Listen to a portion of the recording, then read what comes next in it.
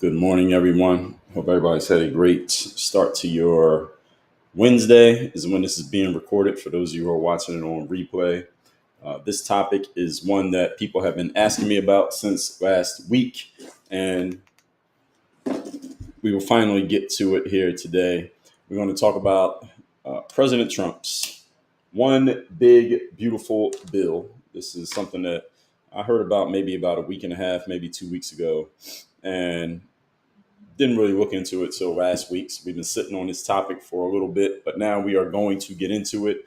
Hope everyone's having a great start to your day. As I said already, we are live on 7 different streaming platforms right now. We are live on Rumble Studio, where we also have connected YouTube. We are live on X. We are live on Facebook. We are live on LinkedIn. We are live on Instagram, and we are live on TikTok. So good morning to everybody out there who is checking in. By the way, please make sure you like the stream. Like the stream. Lacey River, good morning to you. Please like the stream so we can get the likes up here. When I'm doing these likes, especially those of y'all on TikTok, I'm talking specifically to TikTok. On TikTok, we should be hitting 100,000 every time I do a live. Right. If I do 2 hours here, which I did yesterday, we should be hitting 100,000 likes every single time that I do a live. There's no reason why we should be short of 100,000. We should be at 50 when I get through the content. And then we should be at 100 by the time I get through the comments. So can we get some likes on the live, those of you watching on TikTok? I know the room is not fully populated yet, but let's get the likes up. China H, I think you told me how to pronounce it. China H, good morning, good to see you. New York is in the building. What part of New York? Shout out to New York. Tell me your locations as y'all are checking in, and we'll get into this in a minute. It is so hot in here. I don't know why it's so hot in here. I think it's just hot in South Florida. We are officially in summertime down here. I don't know what it's like where the rest of y'all are, but the low temperature today is 79 degrees. That's the low temperature. It means you wake up in the morning, it's already 79 degrees outside. And any of you know anything about South Florida, the humidity is always crazy. I'm looking at the weather app, see if I can see the humidity. I don't know if the humidity is 80% right now, which is pretty high. And yeah, this is how it is down here in South Florida, and it is hot. And I got the windows closed. I got the AC on. I even got a fan over here. It still feels hot. But this is how we living down here. Let's see. New York's in the building. Grenada is in the building. Shout out to Grenada. Detroit. I know some folks in Detroit. Shout out to Detroit. Orlando, Florida. Beautiful in Orlando. They actually get a little bit more hot in Orlando, but they also get more cold. Ohio is in the building. I know people from everywhere. Vancouver, Washington, Ulster County, New York. I've never heard of Ulster County, but okay, shout out to them. Grand Rapids, Michigan, Cleveland, Ohio in the building. So we got heavy Ohio representation today. North Carolina, Marcy Minshew, Scottsdale, Arizona. It's beautiful in Scottsdale. A little bit too dry for me, but I like Arizona. I know some folks out there as well. Tuscaloosa, Alabama, King Work. Shout out to Tuscaloosa. Shout out to the college towns. So anyway, let's get into the subject. In May 2025, here's what happened. So I want everybody to know the context of why we're talking about this. House Republicans, that's the House of Representatives, also known as Congress, they passed what Donald Trump has called the One Big Beautiful Bill. Basically what it is a mega package of tax cuts, spending changes, and cultural policy, whatever the hell that means, that blends economic nationalism with hardline conservatism. We're going to get into what all those things mean. This bill is a greatest hits album of Trump's base priorities. And Trump's base priorities, according to what I found, are the following: tax relief, being tough on immigration and putting money behind being tough on immigration, a tax on anything that you consider to be woke. And a lot of people define that in a lot of different ways. It slashes a bunch of federal programs. It's basically slashing federal programs, not to mean the outcome of the program no longer exists, but basically to take it away from federal control and maybe make it more local or state level control, which a lot of people never bring that part up, and handouts to the defense sector and to the oil sector. It's basically built to rally MAGA voters going into 2026, which is when we have the midterm elections, which are important nowadays, because if the midterm elections turn Congress against the president, then you get this stalemate where it's hard to get things done because the president is going to veto any bill, and or Congress will not even bring a bill to the table if there's a disagreement between Congress and the president. This is all part of the checks and balances system. So the midterm elections in 2026 matter a lot for the sitting president because they want cooperation from Congress so they can actually get things done. So this is one of the reasons why they're doing it. So it's built to rally. This big, beautiful bill is built to rally MAGA voters and get them excited heading into 2026, while at the same time it's built to try to box in Democrats who are dangerously opposing whatever the Republicans are doing, which we know is normal politics. But the trade-offs of this one big, beautiful bill are real, and the consequences of this bill becoming law could be felt in many ways, such as in people's wallets. As you all know, people are always talking about the economy, matters a lot. Hospitals, such as people's health. Classrooms, such as school, if you're sending your kids to school. And courtrooms, if you end up in a legal system, all across the country. So that's what the discussion is going to be about here today. As usual, I'm going to do what I always do, which is I'm going to give you different perspectives from either side of this conversation. People who agree with the subject at hand and people who disagree with the concept, let's just say, of the subject at hand. It's not you agree with the subject. Subject is the subject, but you agree with it and think it's a good thing, or you disagree and you think it's a bad thing. I really don't have a side on this, but as we talk through it, I will offer you my opinions when I have one that I wish to share. But I want to make sure that all of you can see every angle of this so you understand it when you hear people talking about it, what exactly it means. Let me introduce myself. For those who don't know me, my name is Dre Baldwin. Many know me as Dre all day. I'm a former 9-year professional athlete. I'm author of 41 books. And I've done 4 TEDx talks, and I own this company called Work on Your Game Incorporated, where we do coaching, consulting, speaking, training for professionals and entrepreneurs. Basically, we have a system that takes all the stuff that helps athletes reach the top of the sports world, and we have translated those tools over to the business and to the professional world. So if you want to get to the top level of what you do, the same way an athlete does at the pro level, you can come work with us and we'll show you how to do it. You can get in very easily. And our group coaching program called The Circle is only $97 a month. You get 2 live calls, group coaching with me every single month. You can find out more about that at the links in my profile, or just go to workonyourgameuniversity.com. And oh yeah, if you're watching on TikTok, please like the stream. Again, we should be at 50,000 likes by the time we get to 9 a.m., which is about 47 minutes away. We should be at 50,000 likes on TikTok by the time I get through this content. All right, that's the new standard that we are setting. 50,000 by 9 a.m. and then 100,000 by the time I'm done, especially if I go the whole 2 hours. So let's get into this. Let me see how many points I have here. We got a lot. All right, so let me get into this quickly. First thing, this makes Trump's 2017 tax cuts, which a lot of people have talked about, people who really dig into politics, which I don't really dig in. I know what's going on, but I don't dig in that deeply. But people talk about the tax cuts that Trump levied in 2017. And what they're trying to do with this big, beautiful bill is make those tax cuts permanent. And it basically expands deductions for workers. This no tax on tips has somehow become this big deal. So it expands deductions for them, expands deductions for seniors, and it expands overtime pay, which sounds good for anyone who is in one of those groups. If you do any kind of work where you do overtime, that's great.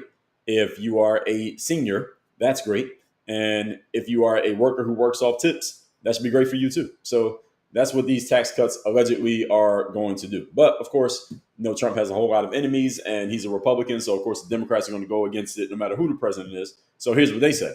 They say this increases the national deficit by trillions of dollars over the next decade, mostly benefiting. And this increase of the deficit, all it does is benefit high earners while giving minimal relief to low income households who don't itemize and they don't earn tips. That's what the opponents of this said. Here's what I say.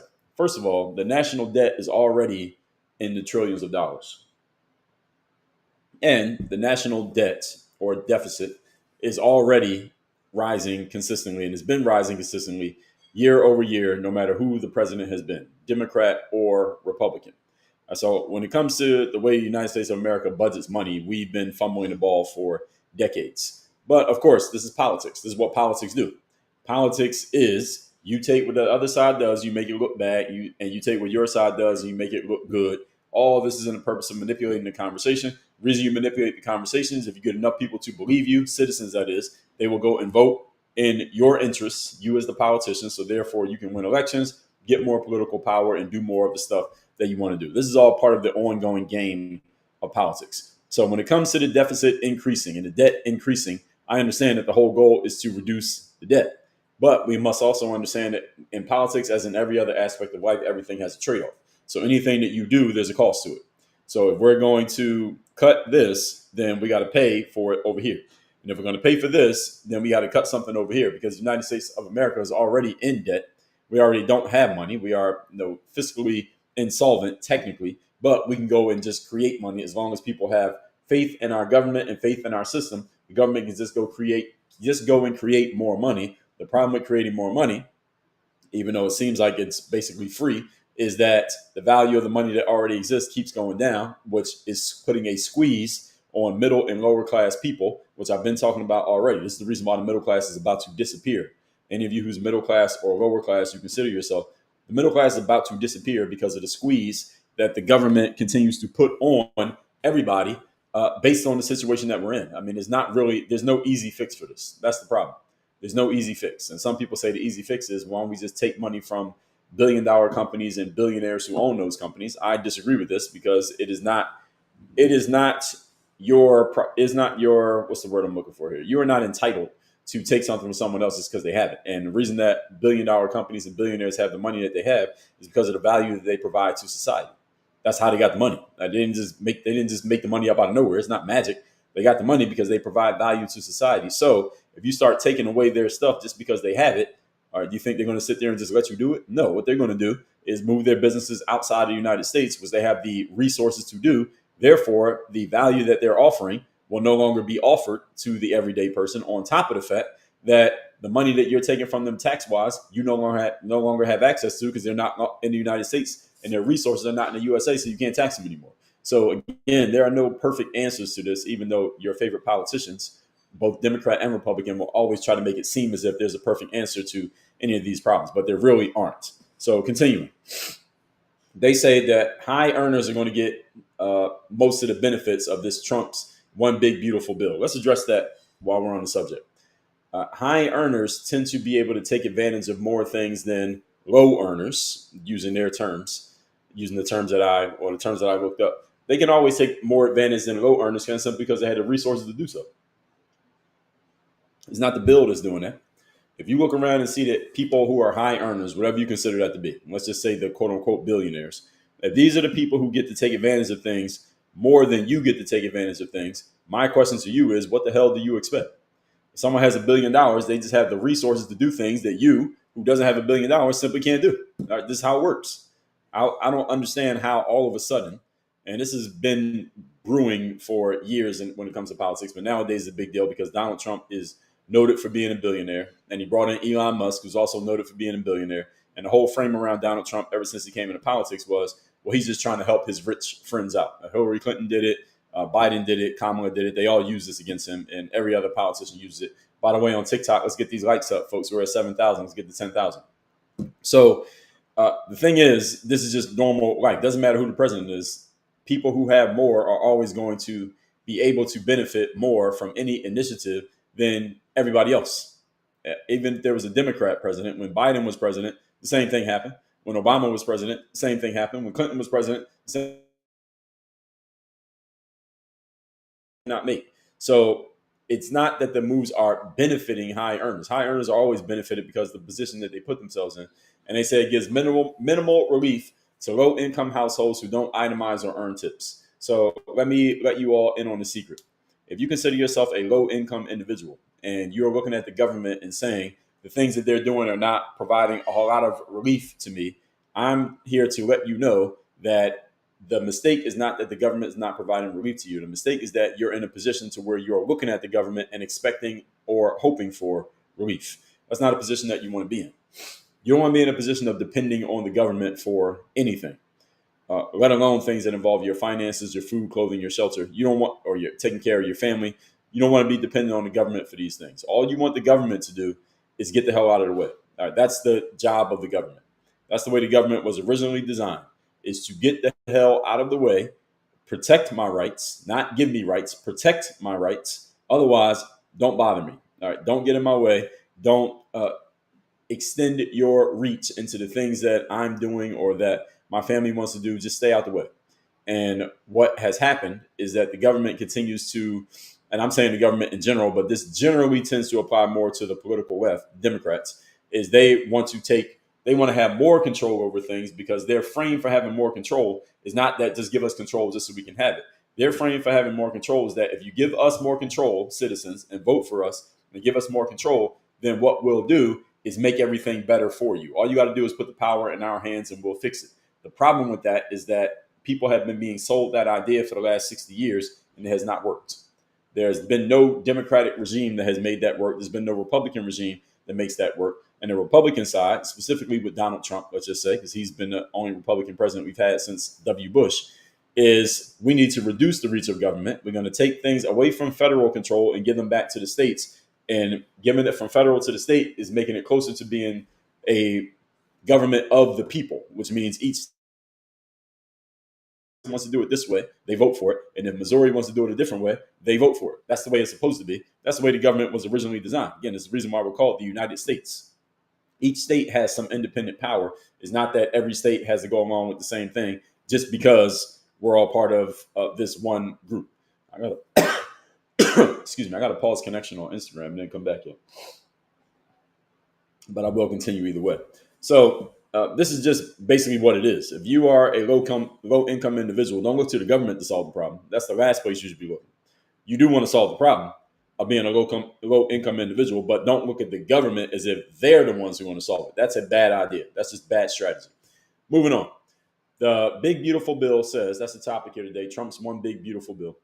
It alleges that it's going to raise the child tax credit from $2,000 to $2,500 through 2028, which gives working families more breathing room. So a tax credit, for those who don't know, is if you owe $5,000 in taxes and you have a tax credit of $2,000, instead of having to pay the $5,000, you only got to pay $3,000. So you get a credit. So it's not like they're handing you money. They just give you a discount on the bill that you got to pay, which is fine. Or if you're an employee, then I guess maybe you get more of a rebate from your taxes when you get your refund. So they say they're going to increase about $500. So it gives working families more breathing room. Generally, I don't think anybody has a problem with that. And here's what people say. They say the temporary extension means families can't plan long term, and without broader child care or wage support, this 500 bump is a short-term political play that won't change economic mobility. So again, this is how politics work. So the Big Beautiful Bill says we're going to, instead of giving you a $2,000 credit on your taxes because you have kids, we're going to give you a $2,500 credit. So we're giving you an extra $500. Who could have a problem with that? Well, there's an answer to that question. Whoever's on the other side politically has a problem with it. They always find a way to frame anything you do in a negative way. This is politics in America. So they say this extension is only temporary because it only goes through 2028, which is when, as long as Trump will be in office. So it only goes through 2028. So families can't plan long term with this. And without broader child care or wage support, this $500 is only a short-term play that you're just doing things politically that doesn't actually change the economic situation of the everyday person. My response is, so the hell what? As I just told you in the previous point, the United States government is not responsible for your economic situation. And there are way too many citizens who are under the false belief of the opposite of what I just said, that I'm not doing well financially. The government needs to do something to help me out. A lot of Americans feel this way. A lot of people in every country feel this way. The government needs to do something to better my situation because my situation is not good. My position on this has always been the same. It is not anyone's responsibility outside of yourself to better your situation. They can help. They can contribute. You can ask them, and maybe they will do something to maybe make your situation a little bit better. But they are not responsible for fixing your situation, especially the damn government. The United States government is highly inefficient. We already know that we, as a country, are nearly $37 trillion in debt. Why would you be looking to the government to help your economic situation when the government can't even help their own economic situation? Would you ask for fitness advice from someone who is fat and out of shape? No. So why are you asking the government to fix your economic situation? That doesn't make any sense. And some people do it because they feel like they got to their last resort. They tried everything that they can do. They have been unsuccessful. So they're just looking at the government. And the reality is most people have not tried everything they can do. If you don't have the outcome you want, there are things you haven't tried. Maybe you don't know about them, but you haven't tried because you don't know about them. But you can't sit around and wait for the government to figure it out because, again, the government can't solve its own problems. How's it going to solve yours? All right, this is just a bad strategy for looking at the world, period. Continuing. The bill raises the SALT deduction cap. I don't even know what that SALT stands for, but it doesn't matter. To $40,000 for households earning under $500K. So the deduction cap, the most you can deduct if you earn less than $500,000, is now going to be raised to 40K. So that helps residents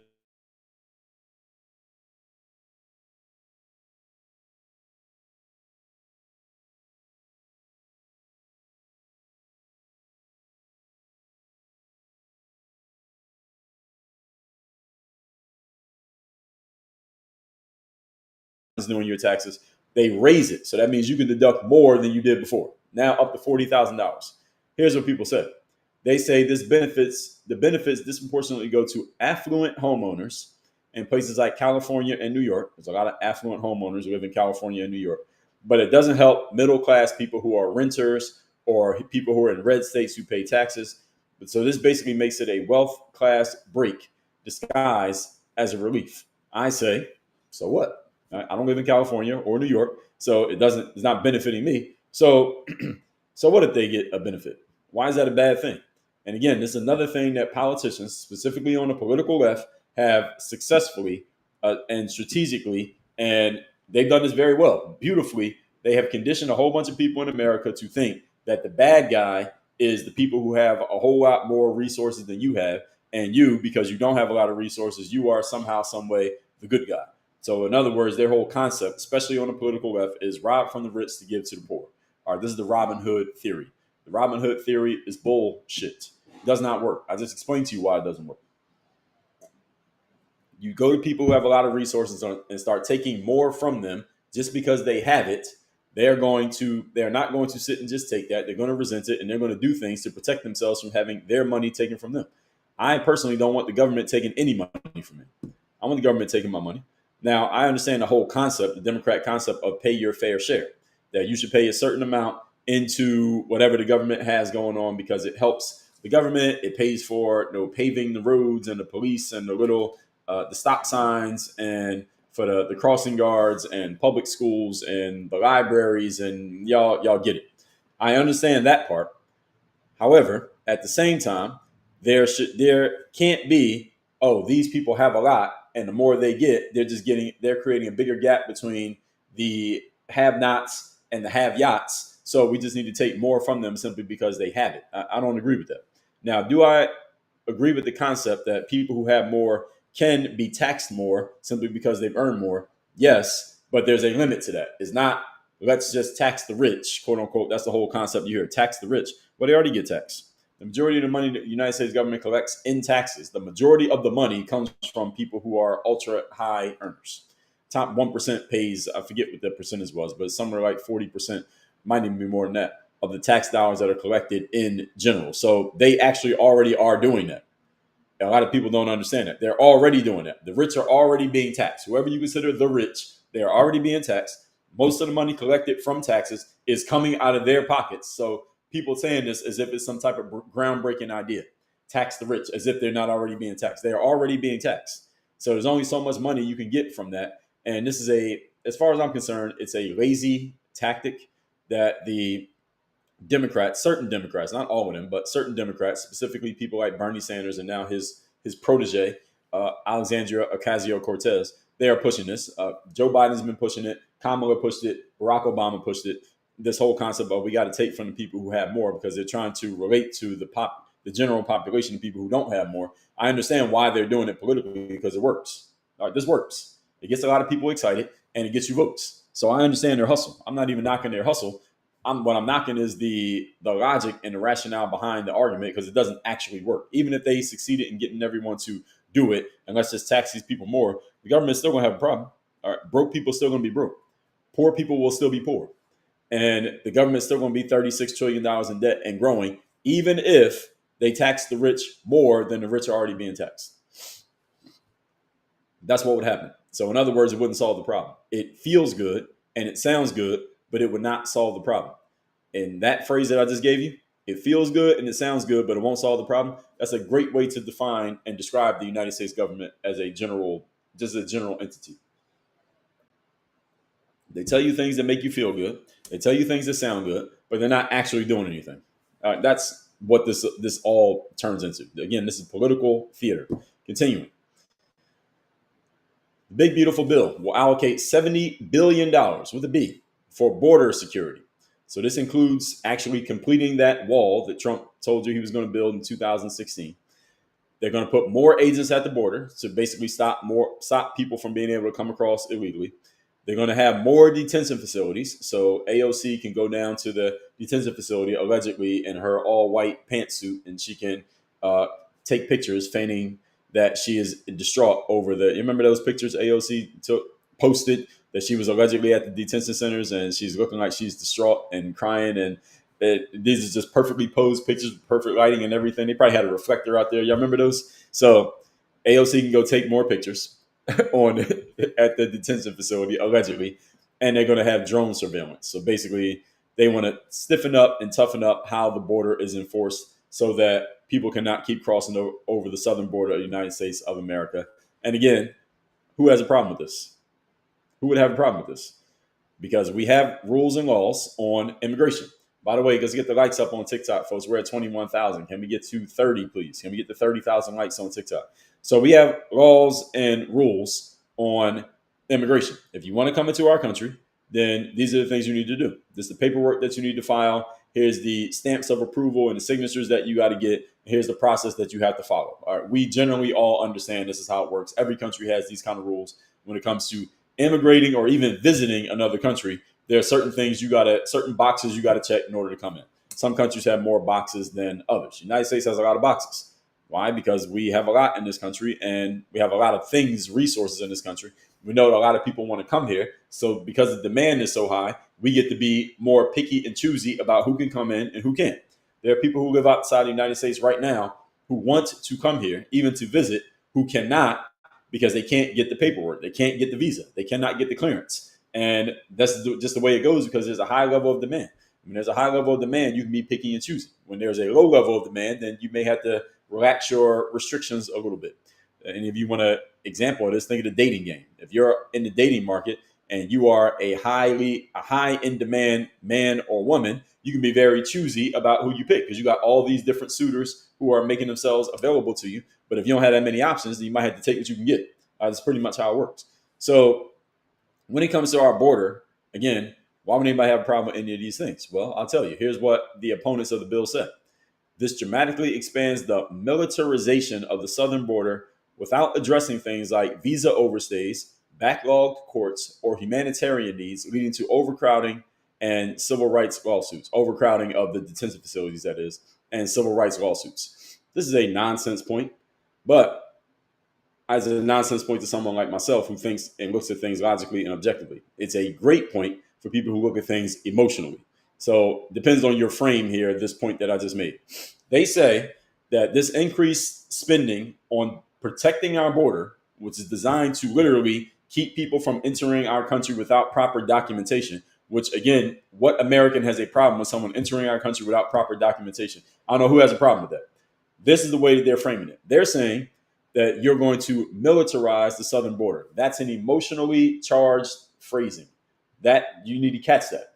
They're militarizing the southern border as if that's somehow a bad thing.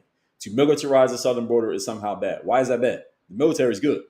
The reason why we have such relative safety here in the United States of America, with reference to other countries coming in here and doing something they're not supposed to do. They'll hear about this in other countries, right? The R country and the U country right now are fighting because the R country just came across their border and started attacking them. You know why that doesn't happen here in America? For a couple of reasons. First of all, the two nations to the north and the south of us, we are in pretty good relations with. Secondly, we got a lot stronger military than they have. Third, we have two oceans to the left and to the right of us, or the east and the west of us. And fourth, because we have a really, really strong military that if you came in here and tried to do something, our military will beat you back. All right, we know what happened when a country came and invaded at Pearl Harbor 60, 70 years ago. What did we do back to them? Everybody knows. They got one over on us. And they landed a jab. We landed a right hand, left hook combination, right? For metaphorically speaking. So it's good to militarize things because that keeps people honest. Militarizing things keeps people honest. And when I say militarizing here in this context, what I mean is the threat and use of violence. And I'm using it as a metaphor here. I'm not saying that the border security is going to be violent.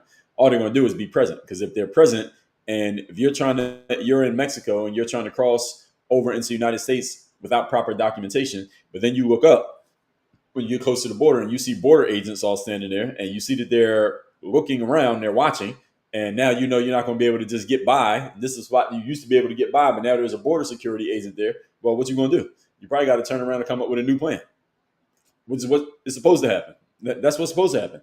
Don't let people just come in here. But they call it militarization as if this is some type of negative thing. No, it's not.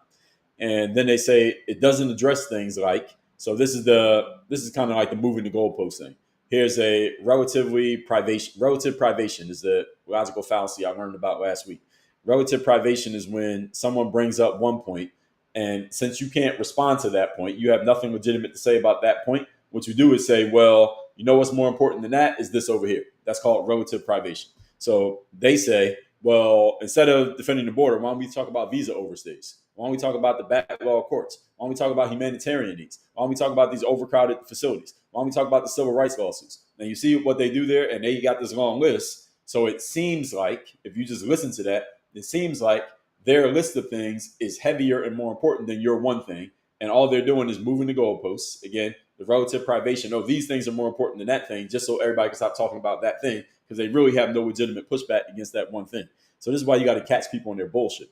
And if you want to get a lot of practice in catching people on their bullshit, just listen to politicians talk all day, because they're all spewing bullshit in some way, shape, or form. You just got to get good at noticing what they're doing. Anyway, visa overstays, are these things that I mentioned a thing? Yes. But what does that have to do with the actual point? The actual point is we want to defend the border. That's the point. And let me tell you why the political opponents of, let's just say, the Trump administration want to change the subject to something else. The reason they want to change the subject to something else is because Trump came out from the very beginning, his first administration, we're going to defend the border, and we're going to set up infrastructure that is not a come and go infrastructure. It's not like we're going to do it while I'm in office and then it goes away when I'm gone. If Trump actually builds the wall and completes the wall, well, it's not like the next president, let's just say Kamala Harris becomes president in 2028. She won't, but let's just say that she did. All right, she can't go and tear the wall down. All right, there's no legitimate argument she can make for tearing the wall down, which means it permanently is going to slow down people coming into this country, because if there's a big wall there, it's a lot harder to get across than if there was no wall. I mean, just as a general rule. And you don't have to be an expert in topography to understand that. So backlog courts. Are the courts backlogged? Yeah, they're backlogged. All courts are backlogged because a lot of people end up in a legal system. And America is a very bureaucratic system. When you have a bureaucratic system, things happen to be slow. That's just how it is. Humanitarian needs. All right, this is just pulling on your emotional heartstrings. That we have humanitarian needs for these people who are trying to come into the country. I personally don't give a damn. I don't care about humanitarian needs.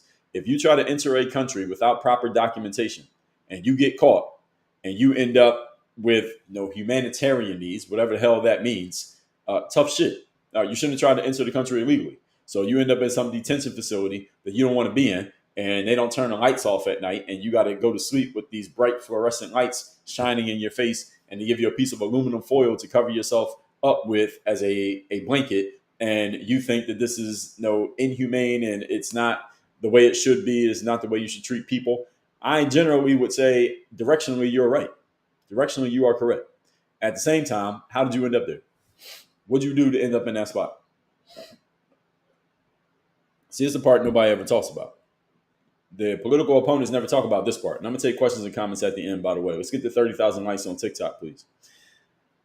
People never talk about how someone ends up in a detention facility. You end up in a detention facility because you did something that led to you being detained. That's what detention facility is. You're being detained. What'd you do? Oh, you tried to enter a country without proper documentation and you got caught. Now, see, had you entered the country without proper documentation and not got caught, you'd be sitting pretty. But since you got caught, now you got to pay a penalty. Now, all of a sudden, you're a victim. Bullshit. You're not a victim.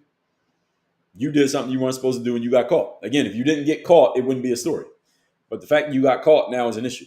And they say it leads to overcrowding and civil rights lawsuits. Well, one of the reasons that it leads to overcrowding in the detention facilities is because America has developed through some people could say on purpose and some say not on purpose. It doesn't matter, but either way it's happened.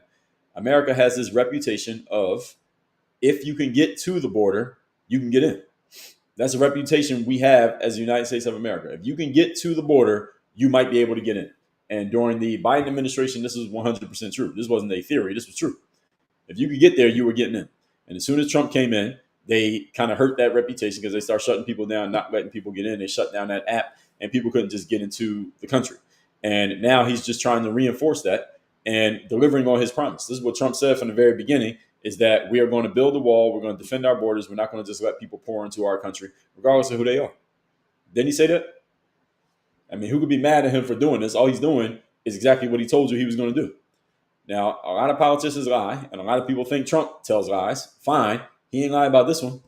This is one thing he didn't lie about. He said, we're going to defend our borders. We're going to build a wall. And when he said build a wall, he meant it more metaphorically than he meant it literally, but they're literally building a wall. And the whole point is we're going to enforce our borders. We're not going to let people just come into our country, period. He said that. His whole thing was America first. He's doing it. What's the problem?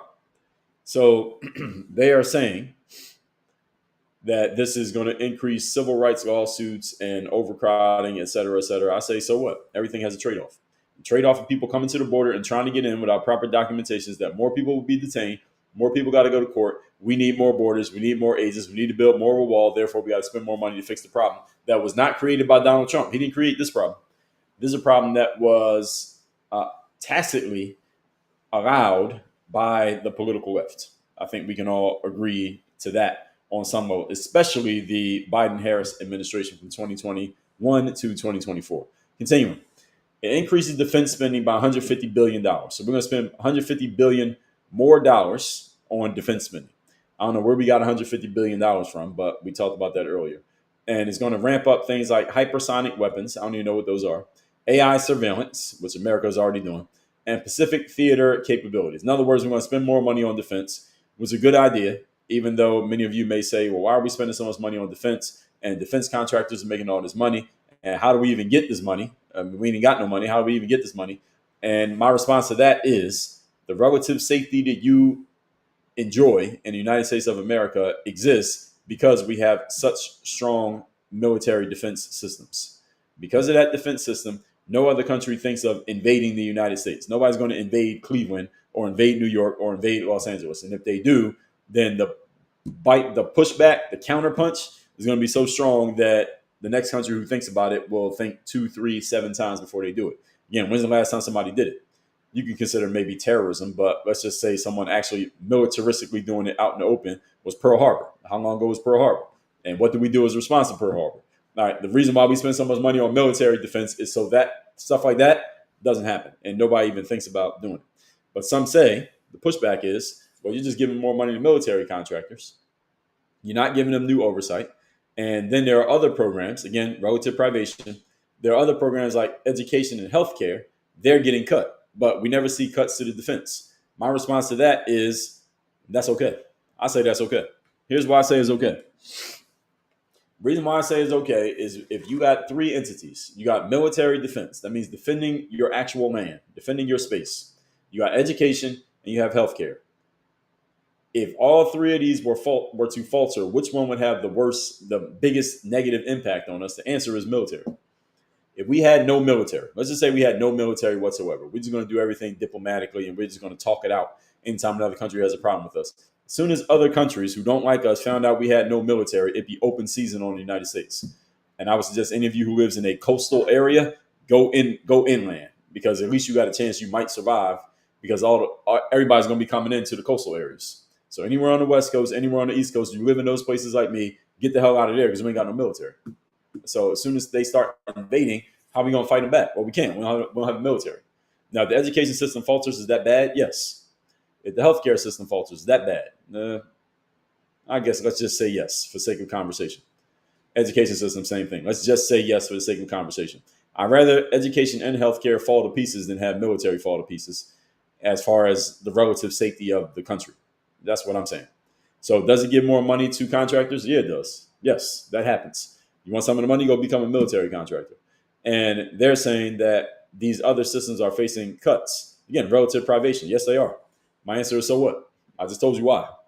Next, this imposes work requirements for able-bodied adults on Medicaid, SNAP, and housing assistance. In other words, if you are getting any type of aid from the government, that the government is now going to put certain requirements on your head when it comes to actually working, if you're able-bodied.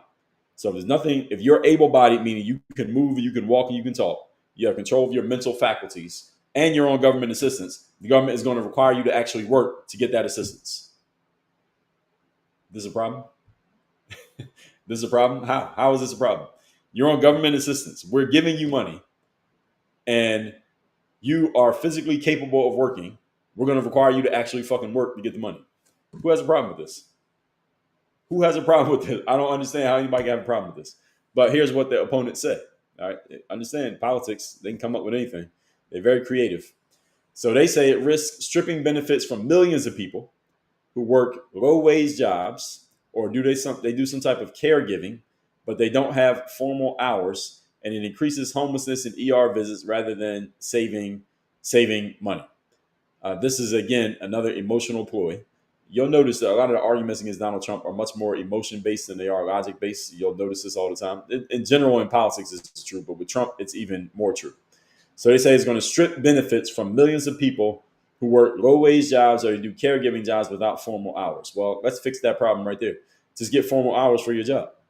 Document when you started working, document when you stopped working, and to have everything documented. Generally, when you're working with the government, if you have things documented, you're in better shape than if they're not documented, especially if the government wants to know for accounting purposes, why are we giving this to you? What have you actually done in exchange for getting this? You got things documented, you're in much better shape. So if you're working a low-wage job or you're doing some type of caregiving job and you don't have formal hours, well, create formal hours. Write down your work times. Just document things. You ain't got to go to your boss. Just document what you did, and that often can be enough. Just get documentation of the things that you're doing. So they say that if the people who get stripped of their benefits due to this whole situation, they may end up homeless because they don't get their benefits anymore, or they may end up in the ER for whatever reason. I don't know what that point is, but they may end up homeless if they get their benefits stripped because they are not abiding by the new standards. My response is, why the hell would you allow yourself to fall into homelessness by not abiding by the standards when you know that there are new standards? Just follow the fucking rules. That's the reason why we have rules. The reason why we have rules, ladies and gentlemen, and standards and parameters in life is such that it maintains order and it maintains discipline. And the reason why rules, standards, and parameters exist, the reason why they are respected and followed, is because people understand that if you do not follow the rules, something is going to happen. If you have a rule or a standard or a law in place that you do not enforce, and there are no punishments for flouting the rule, then your rule is not a rule. It's a suggestion. You should call it what it actually is. Any rule that is not enforced is a suggestion. Any rule that is enforced gets respected. So the government is saying there are certain hours you got to work if you're going to get benefits from us. And if you don't follow those rules, we're going to take your benefits away and you're on your own. Good luck. And people are saying, well, that could lead to people being homeless. I say, so what? If you have a home right now because you're on government assistance and the government says, well, here are the things you got to keep doing or start doing in order to keep that home that you're getting from us, and you say, I don't want to do that, then they're going to say, okay, good luck living on the street. That's the way it works. This is how you enforce a rule. You get respect for a rule because people know there's a penalty if you violate the rule. That's it. If there is no penalty for violating a rule, it's not a rule. It's a suggestion. And the government is saying, this is the rule. I don't see any problem with it. There's no problem with this. Moving on. It bans federal funding from gender-affirming care through Medicaid and CHIP, C-H-I-P. So this new bill is going to ban giving federal funding for gender-affirming care. Okay. First of all, there is no such thing as gender-affirming care. That's not a thing. There's no such thing as gender-affirming care. All right. Gender-affirming care is when you're born, or even before you're born. Those of you who have kids, you know, you do the sonogram. But let's just say people don't want to know. So you don't know if you're having a boy or a girl before they're born. Then they're born, then you find out you got a boy, you find out you have a girl. Most of the time people know these days. Now people do parties to reveal, I'm having a boy, I'm having a girl, whatever.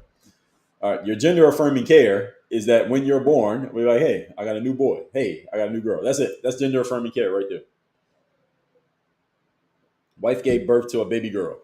I gave birth to a baby boy. All right, that's gender-affirming care right there.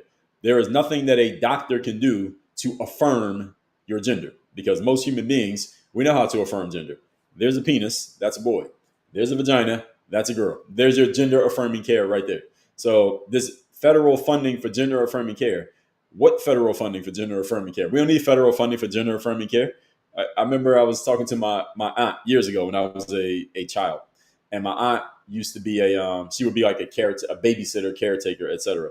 And she was talking about how sometimes a young child who might be 1 or 2 years old, you look at them, especially if it's a boy, for example, who has long hair. Sometimes people will mistake a boy for a girl or a girl for a boy because it's not like their reproductive organs are so developed yet you can't quite tell. That can happen with small kids. Sometimes I'm out with my son and he has long hair and people will refer to him as she. And I'm looking at him like, how is anybody seeing a girl in this? But a lot of people, it's happened many times. People will think that my son is a girl. He's only 2 years old. But anyway, I asked my aunt, well, if you're working with a kid and you don't know if it's a boy or a girl and they have a name that's like gender neutral, their name is something like Jesse, and Jesse used to be more popular back in the day, it could be a girl or a boy, how would you know? And my aunt said, well, I would just take off their diaper and look. A very practical answer. And that's exactly what I would do. I'm not in childcare, but that's what I would do. Take off the diaper and look. There's your gender affirmation right there. I don't need federal funding for that. You need federal funding to find out if you got a boy or a girl? I don't think so. So I have no problem with this one at all. But guess what? Somebody does have a problem with it. This is what they said. They say you're denying healthcare access to TRANS. I got to be careful what I say on TikTok. Let me get up to 50,000 likes on TikTok. Thank you for getting the likes. Can we get to 50,000? It denies healthcare to the T group of kids and to low-income adults, increasing the risk of them taking their own lives. Another word that I can't say, starts with the letter S, and putting states that offer these services under a budget strain. All right, let's get into this one. It denies healthcare access to T youth, the T group youth, those who say that were born a boy, but they decide they're a girl, those people. First of all, there's no such thing. All right, there is no such thing as the T group. No such thing. If you are born with a penis and you decide that you're a female, there is no such thing. The same way that if you're born with, it's like if you're born as a human and you decide you're a dinosaur, okay, I'll play along with you because you're 4 years old, but are you actually a dinosaur? No, you're not. I mean, it's cute and it's funny and you can play along with the kid, but the kid, as well as the adults around the kid, know that the kid is pretending. And this is the way that we used to look at this. We would see it as a joke. And if a boy wanted to play around with some girl stuff and put on a dress and try it on, see how it feels, it was a joke, but we knew the joke ended. All right, the pretending ends at some point. What's happened is in society, and I blame men for this, and I'll tell you why I blame men in a moment. In society, we have come to accept this convoluted idea that if you have a male reproductive organ, you can decide that you're a female or vice versa. And then we went even further. That because there have been people who've done this for years. You got people like RuPaul, you got cross dressers, and people call themselves that, but they were hit off in the corners of society. All right, they hung out in the ghettos and in the slums of society, and we kept them over there, and they stayed over there. What changed is now they're coming out in the open, and people are accepting this nonsense. That's what's changed. It's not that they never existed; they existed. It's just that we kept them off in the corner.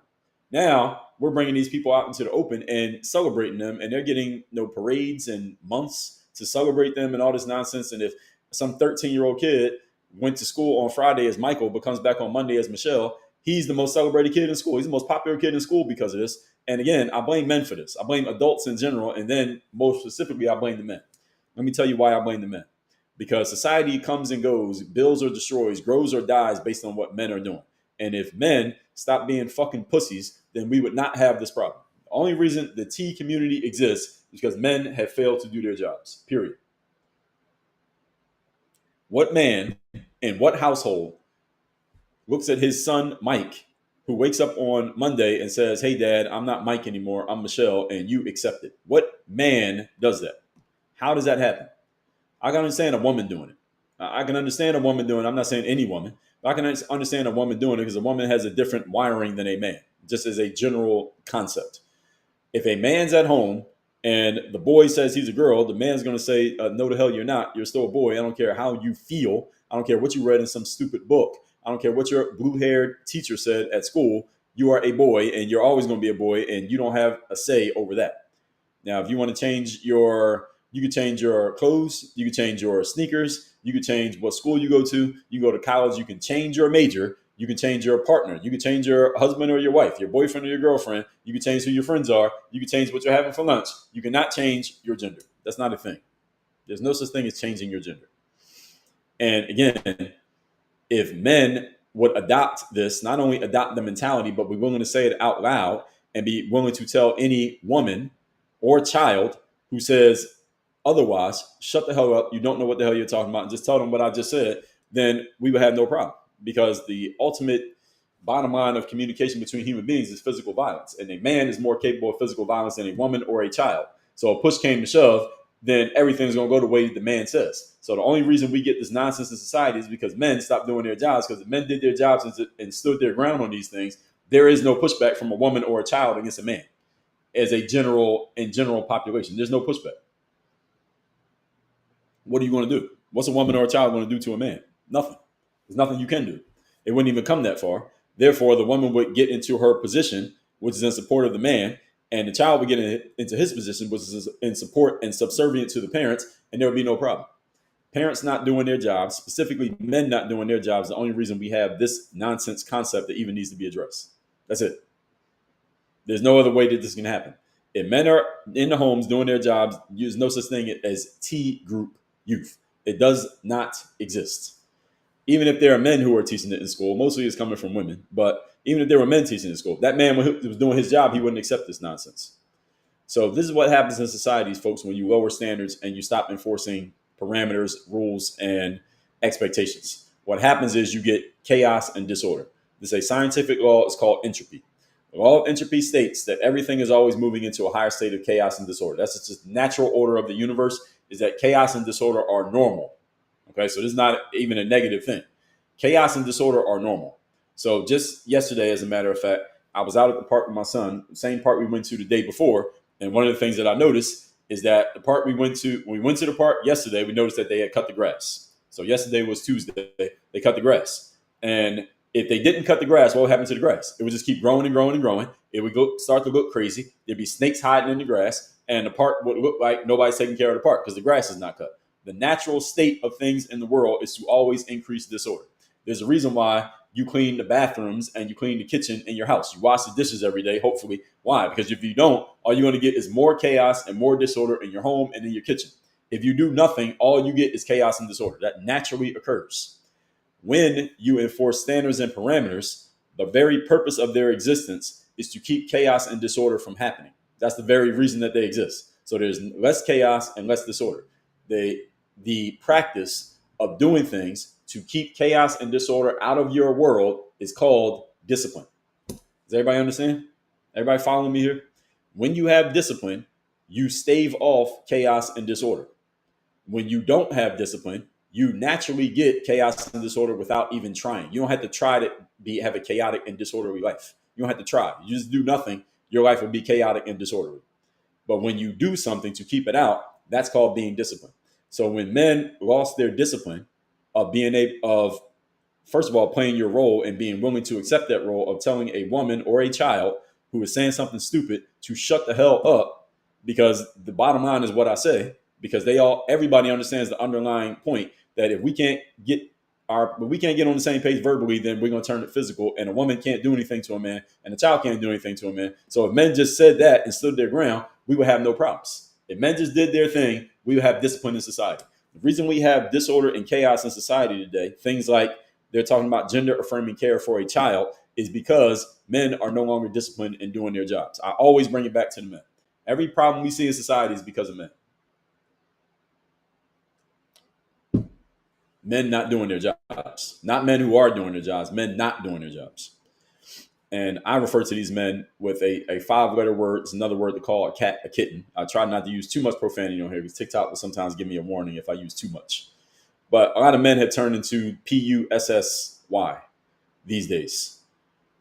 And what happens is, with a bunch of these weak men who have no discipline, what's happened is, because they are weak and because they don't have the backbone to tell a woman to shut the hell up and put a woman in her place, what happens is they start saying things to appease women. And when women come up with bad ideas, these weak men adopt the bad ideas of the women and support their bad ideas. And now you got all these women and you got these weak men. They all get together and they say, well, who's our biggest problem here? What's stopping us from expanding this concept? Those guys, the masculine men who are actually disciplined and who are willing to stand their ground. This is where you get the concept of the patriarchy is a bad thing. This is where you get it from. You get it because women came up with the idea. But if a whole bunch of women just came out and said that, it wouldn't get any steam. People would say, "Shut the hell up." Men would laugh at you, laugh you out of the room. The conversation would be over. The only reason this whole concept of the patriarchy being bad has legs is because of weak men actually agreeing with it and saying, "You know what, patriarchy is bad." But if all men said, "No, it's not bad," shut the hell up, we wouldn't even be talking about this right now. Everybody understand what I'm saying? And then you get the patriarchy is bad, and you get toxic masculinity is another phrase that, again, women came up with that phrase, but then there's a bunch of weak men who agreed with it. And now you get, let's just say out of all men in society, let's just say half. All right, let's just go half to keep it really simple. So we look at all society, let's just say, to keep it very simple, half of the population is men, half are women. Let's just say of all adults, half men, half women. So you got 50-50. Women have a bad idea that they want to push. They know if they show up and just come with a frontal attack with a bad idea, the men are going to say, "No, shut up, go away. It's over." So they said, we got to figure out a way to go around this. How do we do this indirectly? They went and found the weak men, and they sold the weak men on the concept. So let's just say half of men are weak. So you got 25% of the population are strong men, 25% are weak men, and 50% are women. So the 50% of women, and not all women are into this nonsense, by the way. So I'm just using this as a broad idea. Okay. So I'm not saying all women.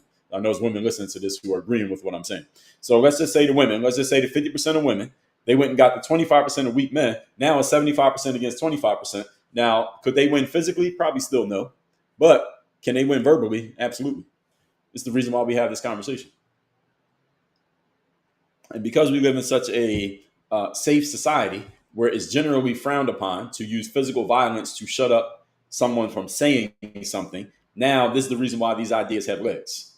Because if we were 100, 300, 400 years ago, where it was generally accepted societally to, if you disagree with what someone was saying, you could just smack them up or take their lives, just shut them the hell up. It was accepted back then. That's why you didn't have this nonsense back then. You got it now because we live in a much more political society where it's frowned upon to smack somebody in the face because you don't like what they're saying. And you told them to shut up and they keep talking. And I'm not saying that we need to bring that back, but what I am saying is that if men just held their ground and stood their position, all men as a group, then there's no way any of this nonsense could ever exist. It only exists because of weak men. So any of you ever see a problem in society, wonder why it's happening, is because of weak men who will not stand their ground. That does not mean that you need to agree with everything a man says. But if a man is strong in his convictions, then you got to take the good with the bad. That doesn't mean every man who is a strong man in his masculine, everything he says is correct. Doesn't mean everything he does will work out. Doesn't mean every idea he has is a good one. But you got to take the good with the bad because we're humans and there are no perfect humans on the planet. So we got to accept that if you follow the lead of a strong man, every once in a while, he might be wrong or he might lead you in the wrong direction. But you take that trade-off because the opposite, if you don't do that, the inverse of that is that you get this nonsense. They're talking about healthcare access for gender-affirming care for youth. Like, what? That's crazy. There's no such thing.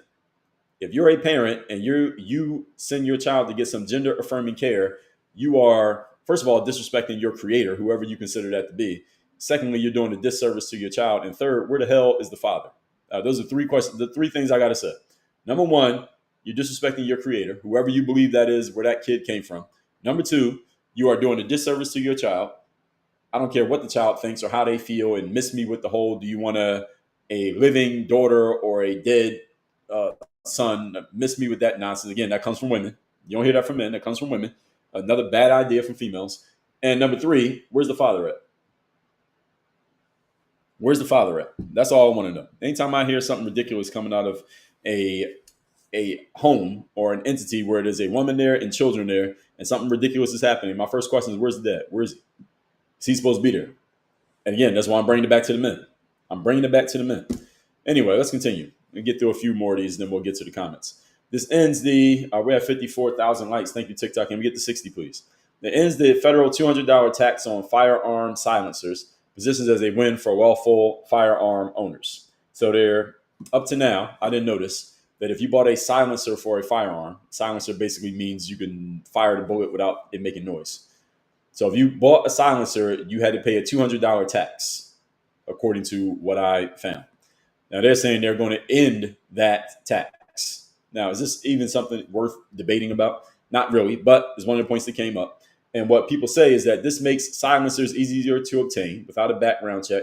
It raises law enforcement concerns about the detection in active shooter scenarios. Okay, could that happen? Yes. I consider that a trade-off, just a trade-off of the game.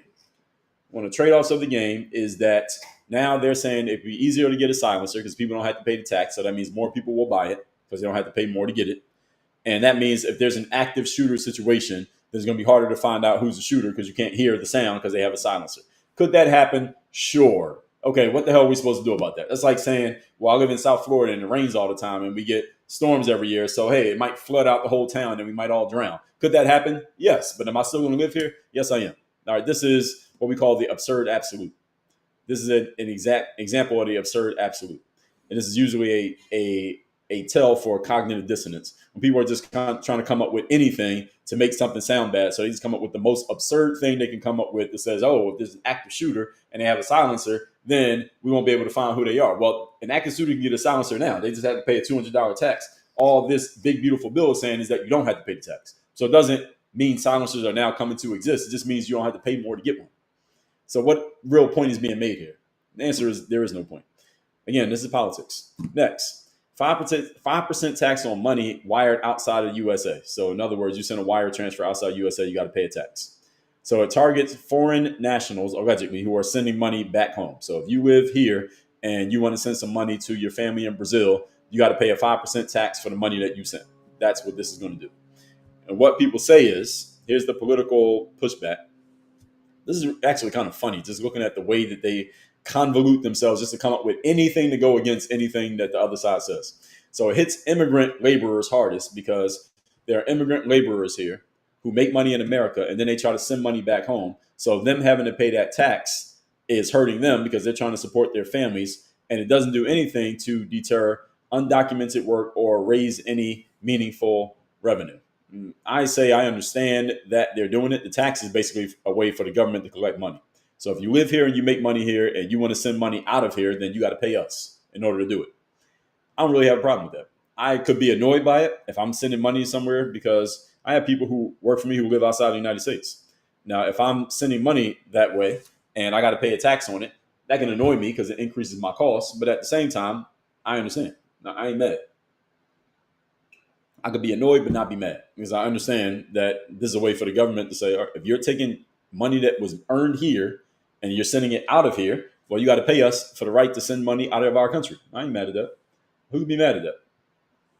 Actually, I know who could be mad at that. I can understand how some people could be mad about that, especially if you're doing it all the time. Like you're always sending money back home, and now you got to change your calculations of how much you can help your family because some of that money you would have sent to your family now is going into the pockets of the U.S. government. But who created the opportunity for you to make the money? The U.S. government. So again, how you gonna be mad at them? I created the opportunity for you to do it. You got to pay me a tax. Anyway, next, it creates the MAGA savings accounts, allegedly. This is what it says. A MAGA savings account. I don't think it's going to be the actual name, but it gives $1,000 per child to parents to promote saving and investing early. Now, this one I didn't know about, a MAGA savings account.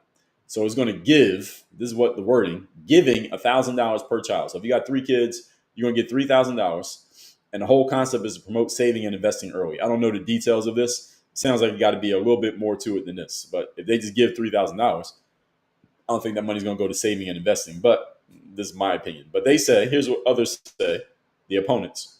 There's no income requirement or financial literacy guardrails. So this becomes basically a rebate for families who are already doing fine and irrelevant to families who are living check by check. Now, I push back against that. Here's what I say. Income requirement. What does the income requirement matter? Why would there need to be an income requirement? I don't know. I think it's $1,000 per child. So they would just give this to everybody? I would need more details on this one. This one sounds a little bit too vague. But they say no financial literacy guardrails. Really? Financial literacy guardrails? Really? Any opponent who's working in politics talking about financial literacy, you got to be kidding me. They don't teach financial literacy in schools, public schools. They don't teach it in colleges. So what the hell are they talking about financial literacy guardrails? This makes no sense whatsoever. This is a nonsense point. It doesn't even deserve my time. But they say this becomes a lightly disguised rebate for families who are already doing fine. I don't know how. Again, it's not enough details here for me to even understand what they're trying to say here. And irrelevant to families living check by check. No, I think if you give $1,000 per kid to a family that's living check by check, that is very relevant. That's enough to cover food and groceries and rent for a lot of people. $1,000 for a kid. You got 3 kids, it's $3,000. That can make a huge difference to somebody who's making $50,000 a year. $3,000 just handed to them. I think that's a big deal. Anyway, a couple more points. The big, beautiful bill is going to raise the debt ceiling by $4 trillion. So in other words, we could just keep adding to the debt to cover all the spending and tax cuts without triggering a shutdown. All right, so y'all heard about this government shutdown thing. It's like once a year there's this threat of a government shutdown. And the opponents say this kicks the debt can down the road while pretending to be fiscally conservative and invites long-term inflation, interest rate pressure, and a risk of credit downgrade. Well, the fact of the matter is, as long as the United States is increasing its spending and printing more money, we're always going to increase the debt. We are not making the money to pay it back. When Elon came in and said he's going to try to find some inefficiencies financially and fix that, everybody pushed back against him and attacked him. So what the hell do you want? Pick a struggle. What I say is pick a struggle. You want Elon to come in and try to fix some things, whether you believe he actually fixed things or not is really irrelevant, but he claimed he was going to. I hear nobody else say they were going to do it. He said he was going to, and look at the blowback that he got. Look at the blowback he got when he said, I'm going to try to fix these bad things financially that are happening in the government. And even when he started trying, he got viciously attacked by a whole lot of people. When he was interviewed, I can't remember who was interviewing him. I think it was on Fox. He said, I'm fearing for my life right now. There are a lot of people making attempts on my life right now.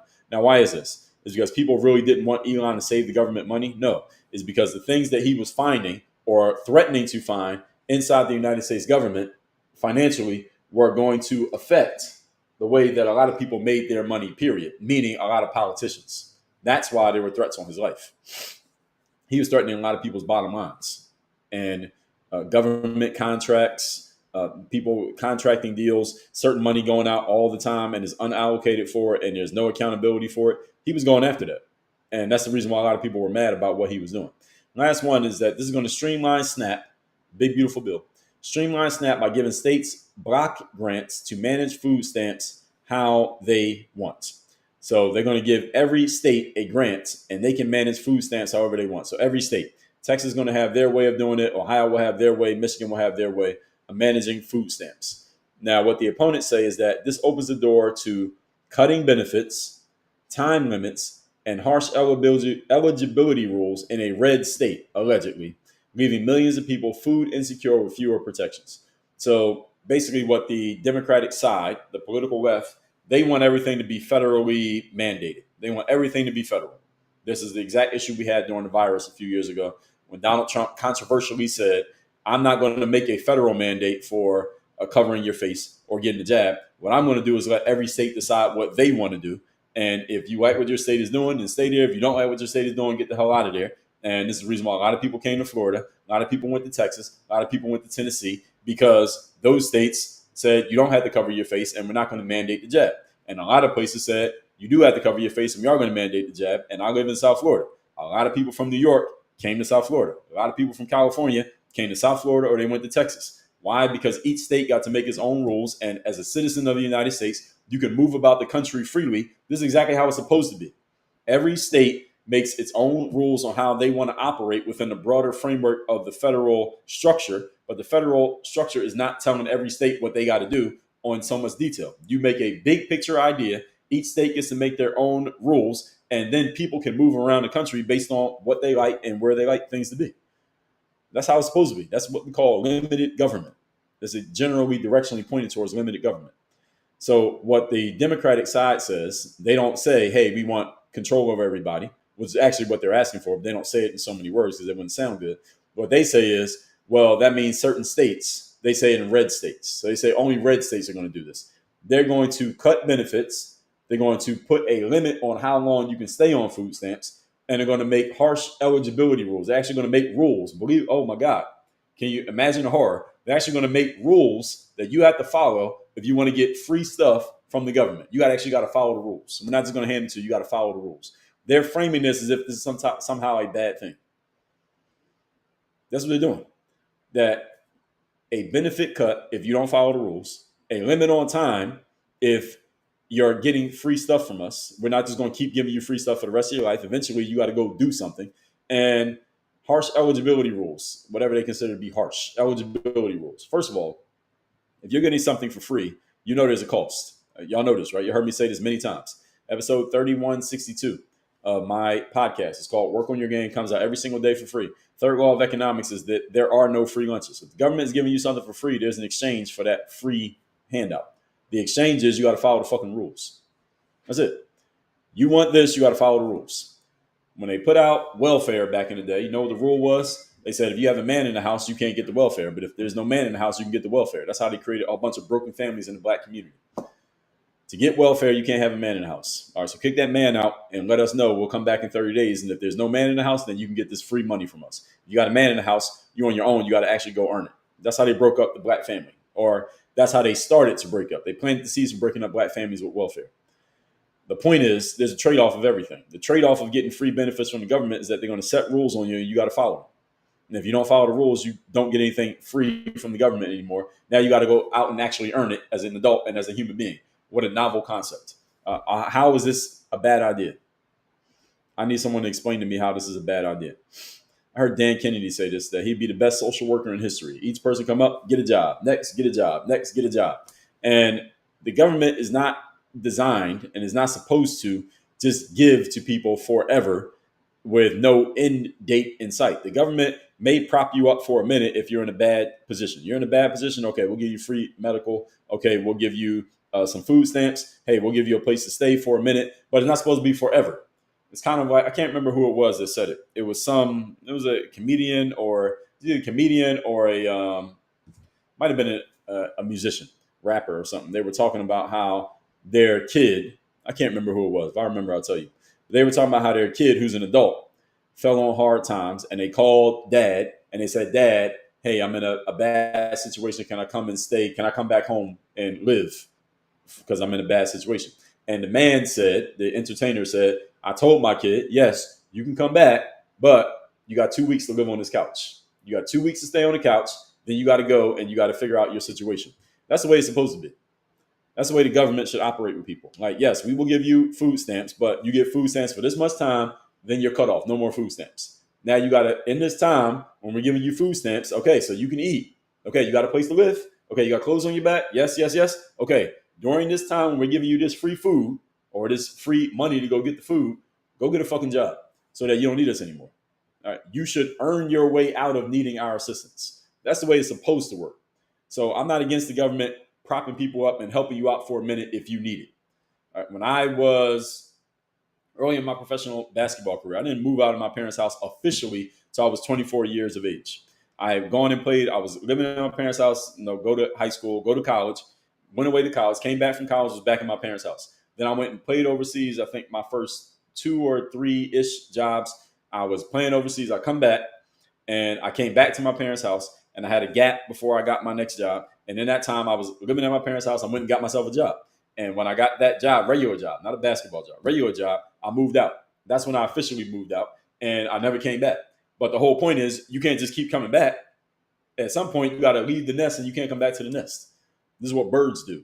This is what animals do. All animals do this, that when they raise their young, they raise you to a certain point. Then it gets to the point that the bird, the mommy bird or the daddy bird will literally push the baby bird out of the nest, literally push them out of the nest. You got to get out. You can't come back to this nest anymore. You got to go do your own thing. Go build your own nest. Go get your own husband or wife and build your own family. They'll kick you out. The same thing happens in the lion kingdom, happens in a lot of animal kingdoms. Eventually, you get kicked out of the nest. You got to go do something. The government has created this permanent nest for people. And when they just say we're not going to keep it permanent, eventually you got to get out of the nest and go do something.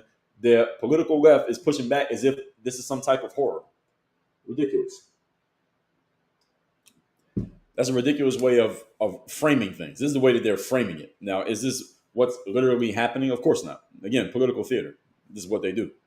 They frame it in this way to make it seem like it's a terrible thing so that you get excited, positively or negatively, and then you go vote the way they want you to vote. That's the whole purpose of this, is votes. Not manipulating the election, but manipulating it is manipulating, but not in a cheating way, but just manipulating in a way that they get control of your mind, get you to do what they want you to do.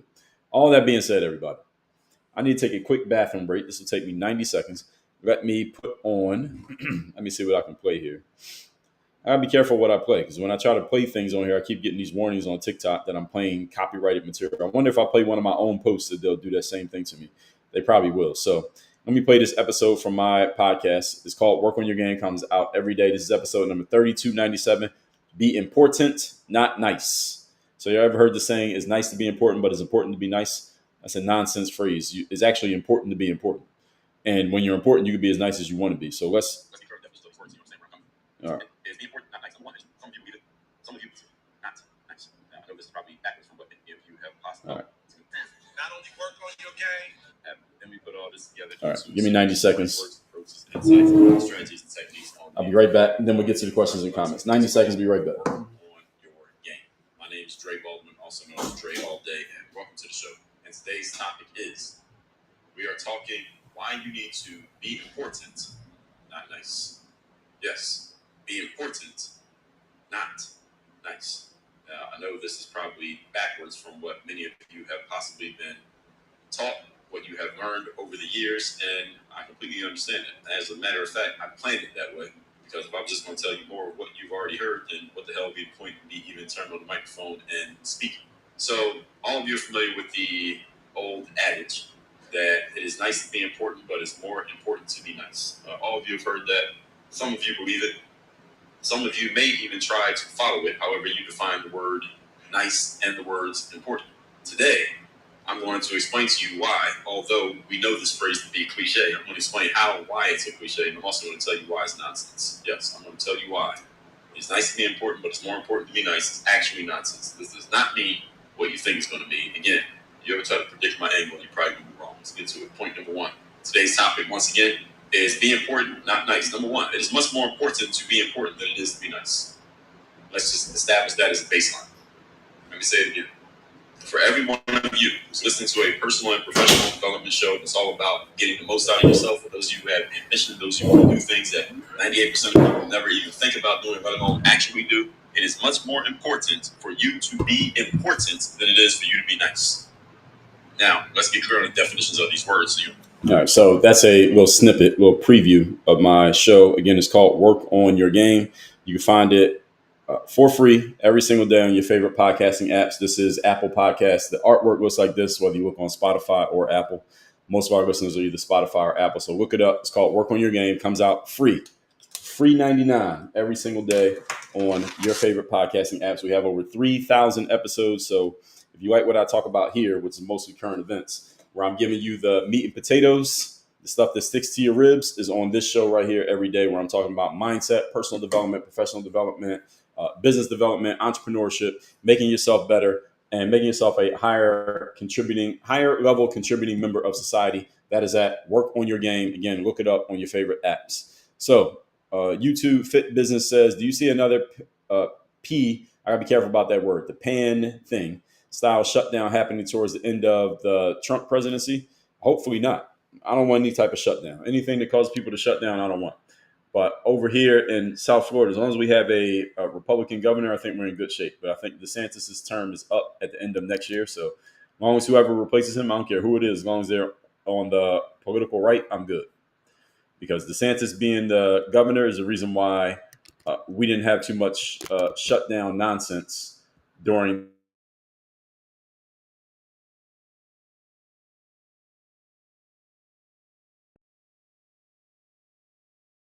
has this tricky thing it does, funny thing it does with the stream while I'm talking. And I got to refresh the page. So over on Instagram, let me see what we got. And then TikTok, I'm coming to y'all next. Can we get the 75,000 likes, please, on TikTok? Crespo says, people don't want discipline or accountability. That's why we have the craziness, no guidebook, godless society creating their own rules according to sin, instead of reading the Bible. Generally true. That's correct. Crespo said, where are the fathers? And women need to stop just having kids to try to keep them in. Yeah, that's a bad strategy. I agree with you on that one. So over here on TikTok. Okay, now I can scroll. Yesterday I couldn't scroll over to the left so I can see the comments better. Daryl Hike said that's a lie itself. I don't know what you're referring to. Traditional said Medicaid should not pay for gender affirming care. Nobody should pay for gender affirming care. That's the whole thing. Tara says just another scam. Yeah. Let's see. Britt says, Marky Man, good morning. Britt says, people can choose to be whatever, but that doesn't mean they should get funding for their belief. I think adults can choose to be whatever. I don't think kids should even be allowed to do that if their parents are doing their jobs. Six Missy said, couldn't have said it better. Thank you. O-Dog said, y'all narrowly escaped Andrew Gilliam. Yeah, I remember that. And a lot of people were in support of Gilliam. And when he ran and then he loses and then he gets caught in a hotel with pharmaceuticals and a gay guy and he's married with kids. And yeah, he was looking crazy. And he almost won. Yes, he did almost win. Racy River, good morning. Carla, good morning. Thank you. Steve-O, 1800, thank you. KB, good morning to you. Tillman Givens, good morning. Mr. Ohio said, Dwayne Wade led that my son. Yeah, Dwayne Wade, one of my favorite basketball players, Dwayne Wade. But that whole thing he did with his kid was ridiculous. Not even like talking about people's kids, but he put that out in the public. So it became a public story. So Dwayne Wade is out here looking crazy. Letting his son become a daughter. And then they platformed this boy who is cosplaying as a girl. Like, the child is like doing magazine covers and photo shoots, and his wife, Gabrielle Union, I've read her book, and she is very, if you want to call something woke, she's very woke. And I guess she got Dwayne Wade on this nonsense. Well, not guess. We ain't got to guess. We see it. His boy, he had a young boy who is now walking around as a girl. Right? That's crazy. What I want to see happen is a boy say that they're a girl and then make it to the WNBA. I want to see how they handle that. So I want anything I want to see from Dwayne Wade's child, who is now calling themselves a girl, is I want to see that child make it to the WNBA and then be out there dunking on people like Dwayne Wade used to. And what's the league going to do about that? If anything happens with that kid, that's all I want to see. Big Sam, LOL, wow, it's crazy talk in here today. Lots of toxic masculinity being exerted. Uh-oh, Big Sam, don't expose yourself. Don't tell me that you're one of these weak men who believes in the concept of toxic masculinity. Uh-oh. Oh, Big Sam. KB said, you are right, sir. Thank you. Sweet Ice Tay said, crazy talk for sure in here today. All right, what did I say that was crazy? So some of you are saying crazy talk, but you haven't actually said what I said that was crazy. Please call me out on whatever I said that was crazy. Let's do it. I'm here for this. Traditional said, you would never see this decades ago with men being okay with this. No, you wouldn't. That's the whole point. We lowered the standards, and when men stop upholding standards, the standards disappear. That's how it works. When you leave a woman uncovered, she is easily deceived. We saw this in the Garden of Eden. All right, this is written in the book. In the Garden of Eden, when a woman was uncovered and not following a man's lead because the man wasn't doing his job, I don't blame the woman. The man wasn't doing his job of leading. The woman got deceived. She ate the damn apple. She convinced the man to eat the apple. She convinced them that they were naked and needed to cover themselves. And when God realized that they had screwed up, what's the first thing God said? He said he called on the man. He did not call on a woman. He called on the man. He said, where are you? Why? Because the man is the one responsible. Let me speak to the man in the house. That's the first thing God said when he realized that the man and the woman had screwed up. He addressed the man. That tells you everything that you need to know about the natural order of things. Bindu said, you are so right about this, and I'm glad you're talking about it. Me too. Rab said, anyone sits there and listens to this guy is just going to get misled. Thank you, Rab 250016. I'm misleading 125 people right now, according to you. Ashley said, we're just going to skip by that threat of violence if the women and children don't follow. No, we're not going to skip by it. This is the natural order of the way the universe works, Ashley. I don't know if this is news to you. Natural order of the universe is that people try to get on the same, people disagree. We try to get on the same page by talking. If we can't do it by talking, then we take it to the next level. This is the reason why we have wars. If we can't do it this way, we do it that way. And the bottom line is the person who has the physicality to inflict the most violence is the person who usually gets their way. That's the way it works. That's the schoolyard rules. That's how it works. If you don't have the physical capability of inflicting violence or defending yourself against violence, there comes a point when you have to shut the fuck up and stop talking because you know what's going to happen to you. Does anybody not know that? Is that news to anybody who's listening to this? Everybody knows that. If the cops come to you and say, hey, if cops give you a parking ticket because you didn't pay the parking meter and you don't pay the ticket, then eventually they might put a boot on your car. And eventually they may go revoke your license. Or eventually they may come after your state registration of your car. And eventually, if you still don't pay it, they just keep increasing the fines. And if you don't pay it, they're going to call you to court. If you don't go to court, they're going to come get you and put you in jail. And if you don't want to go to jail, the cops are going to beat your ass, then take you to jail. Is that what happens? Yes, that's what happens. Eventually, it becomes violence. If you don't want to go along with what they tell you to do, and you don't have the physicality to fight back, eventually it becomes violence, and somebody's going to get hurt. This is how humanity works. I didn't know this was news to anybody. We're at 82,000 likes, folks. Can we get to 90, please? Thank you for everybody who's been pushing the likes here today. Rab said, imagine not letting women talk and telling them to shut the hell up. It's not about not letting women talk. It's about letting a woman talk, because the only way a woman needs to shut up is if she was already talking. And I'm kind of being hyperbolic here, but you get the point of what I'm saying. Telling a woman to shut the hell up is when a woman says something ridiculous and the man knows it's ridiculous. He says, that's ridiculous. Be quiet.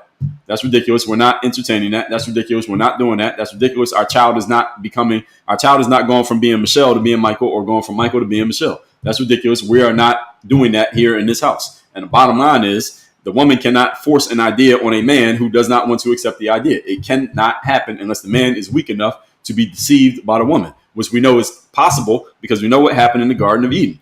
A man was deceived by a woman because he wasn't manning his post of being in charge. That's how it works.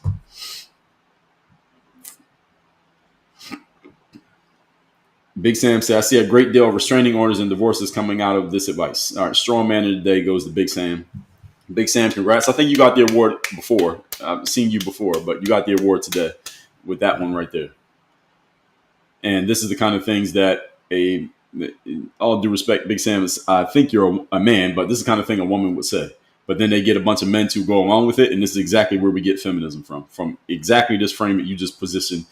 You just posted with a man saying it is exactly how it starts to pick up steam. Because if only women were saying it, we could just tell them to shut the hell up, as I just explained. But it's when men start saying it that it starts to grow legs. Rab said the patriarchy is shit, and history has proven that. LMFAO what? Rab 25006. Are you a man or a woman? If the patriarchy is shit, let's just call the patriarchy being men being in charge. Let's just say the patriarchy equals men in charge. The patriarchy is shit. Okay. The building that you're living in right now was built by who?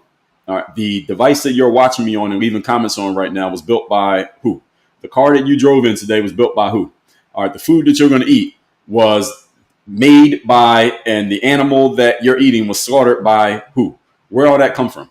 Where'd the infrastructure of this country come from? The roads, the highways, the byways, the little green signs on the highway to tell you where the exit is. All of those things were designed, built, and maintained by who? If another country comes in and tries to invade the United States of America and attack and enslave all of us, who are we going to send to go fight against those invaders? The answer to all of those questions is men.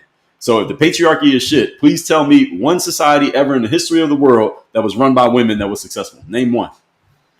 You can't. Go ahead. You can even use Google for this. Go use ChatGPT. Let's see if they can come up with one. There ain't none. So if you consider the patriarchy to be terrible, all right, please tell me a matriarchal society that you live in right now. Name one. You ain't in one. You're living in a patriarchal society right now that allows you the relative peace and safety to where you could be on TikTok sounding stupid in the comments, and you're not worried about getting your head chopped off by a rival enemy or some invaders from a rival country because we got a bunch of men protecting us. So what are you talking about? Rab said women came up with patriarchy, the concept. Oh, it's the same person. Okay, let's go. Lahet said, let's talk about toxic femininity. I got a whole episode on my podcast where I discuss in detail toxic femininity. Let me see if I can tell you what episode that was. I got so many episodes. Sometimes I got to pull a different document, but I don't want to pull it up while I'm doing this here on my computer. But let me see if I can find it. Toxic femininity. I got to find out how I spelled it or how I laid it out. Toxic femininity. Toxic.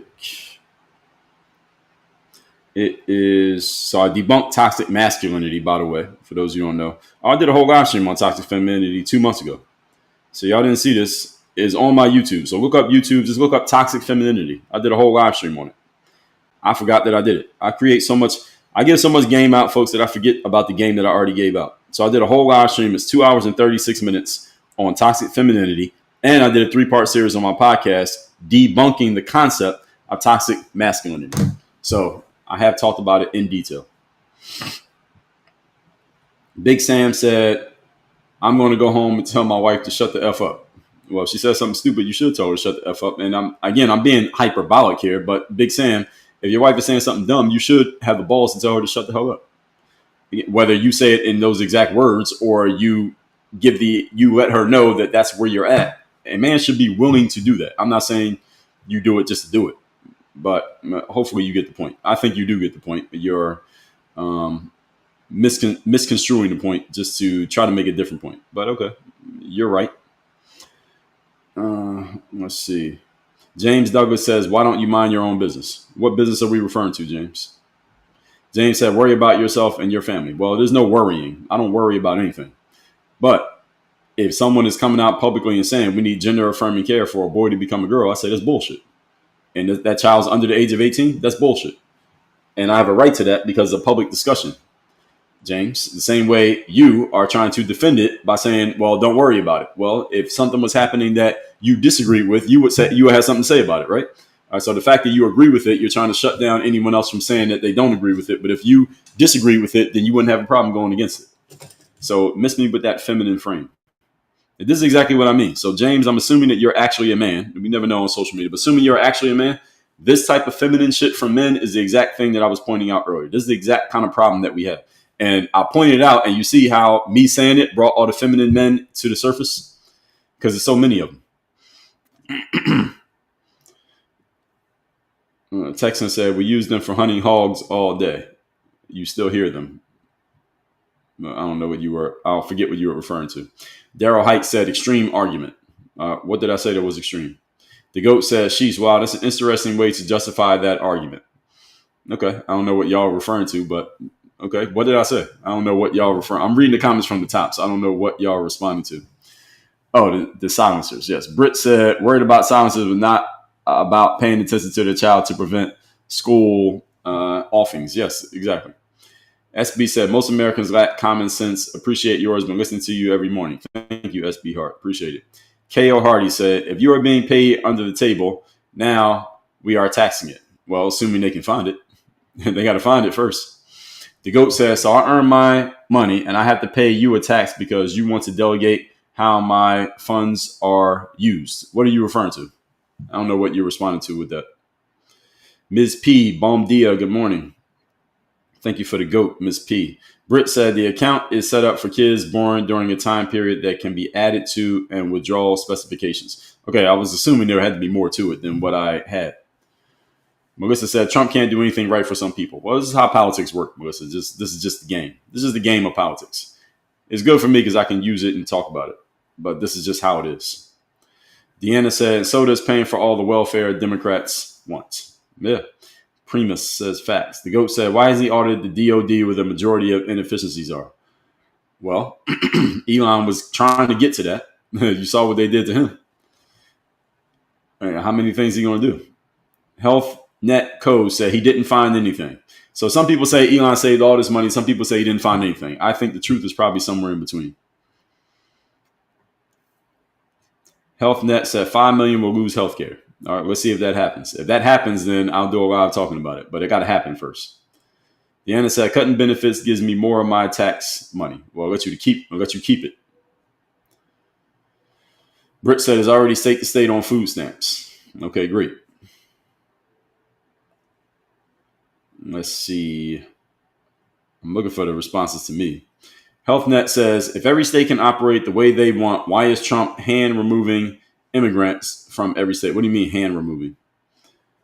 Some things are federal, some things are state. I think I said that. So HealthNet Co., you get the second Straw Man of the Day award goes to HealthNet Co. Because for those who don't know what a straw man is, it is when you take something that I said, you rephrase into something that I did not say, and then you argue against that. Or you present it back to me as if I need to justify it when it's not even what I said. And HealthNet Co., it seems that you're disagreeing with me, which is fine. But then to rephrase what I said into something that I didn't say in order to give yourself a stronger position is what we call the straw man fallacy. So you get the second Straw Man of the Day award. We need a sponsor for the Straw Man of the Day, folks. We need someone who wants to sponsor the Straw Man of the Day so we can actually put a title on this. We had 96,000 likes, folks. Can we get to 100,000, please? J Word says the problem is they are already doing it and y'all think it's new. What thing you referring to? HealthNet said doctors are against this bill. So, so what if doctors are against the bill?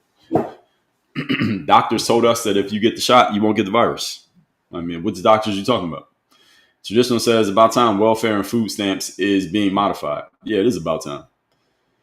The GOAT said Elon didn't audit the DOD because it would expose his inefficiencies. Huh? Maybe that's true. The GOAT, let's just say that that's true. And my response to that is, so would you do it? If auditing the DOD would expose your inefficiencies and cause you money, would you stay away from it too? I would. That's part of the game, folks.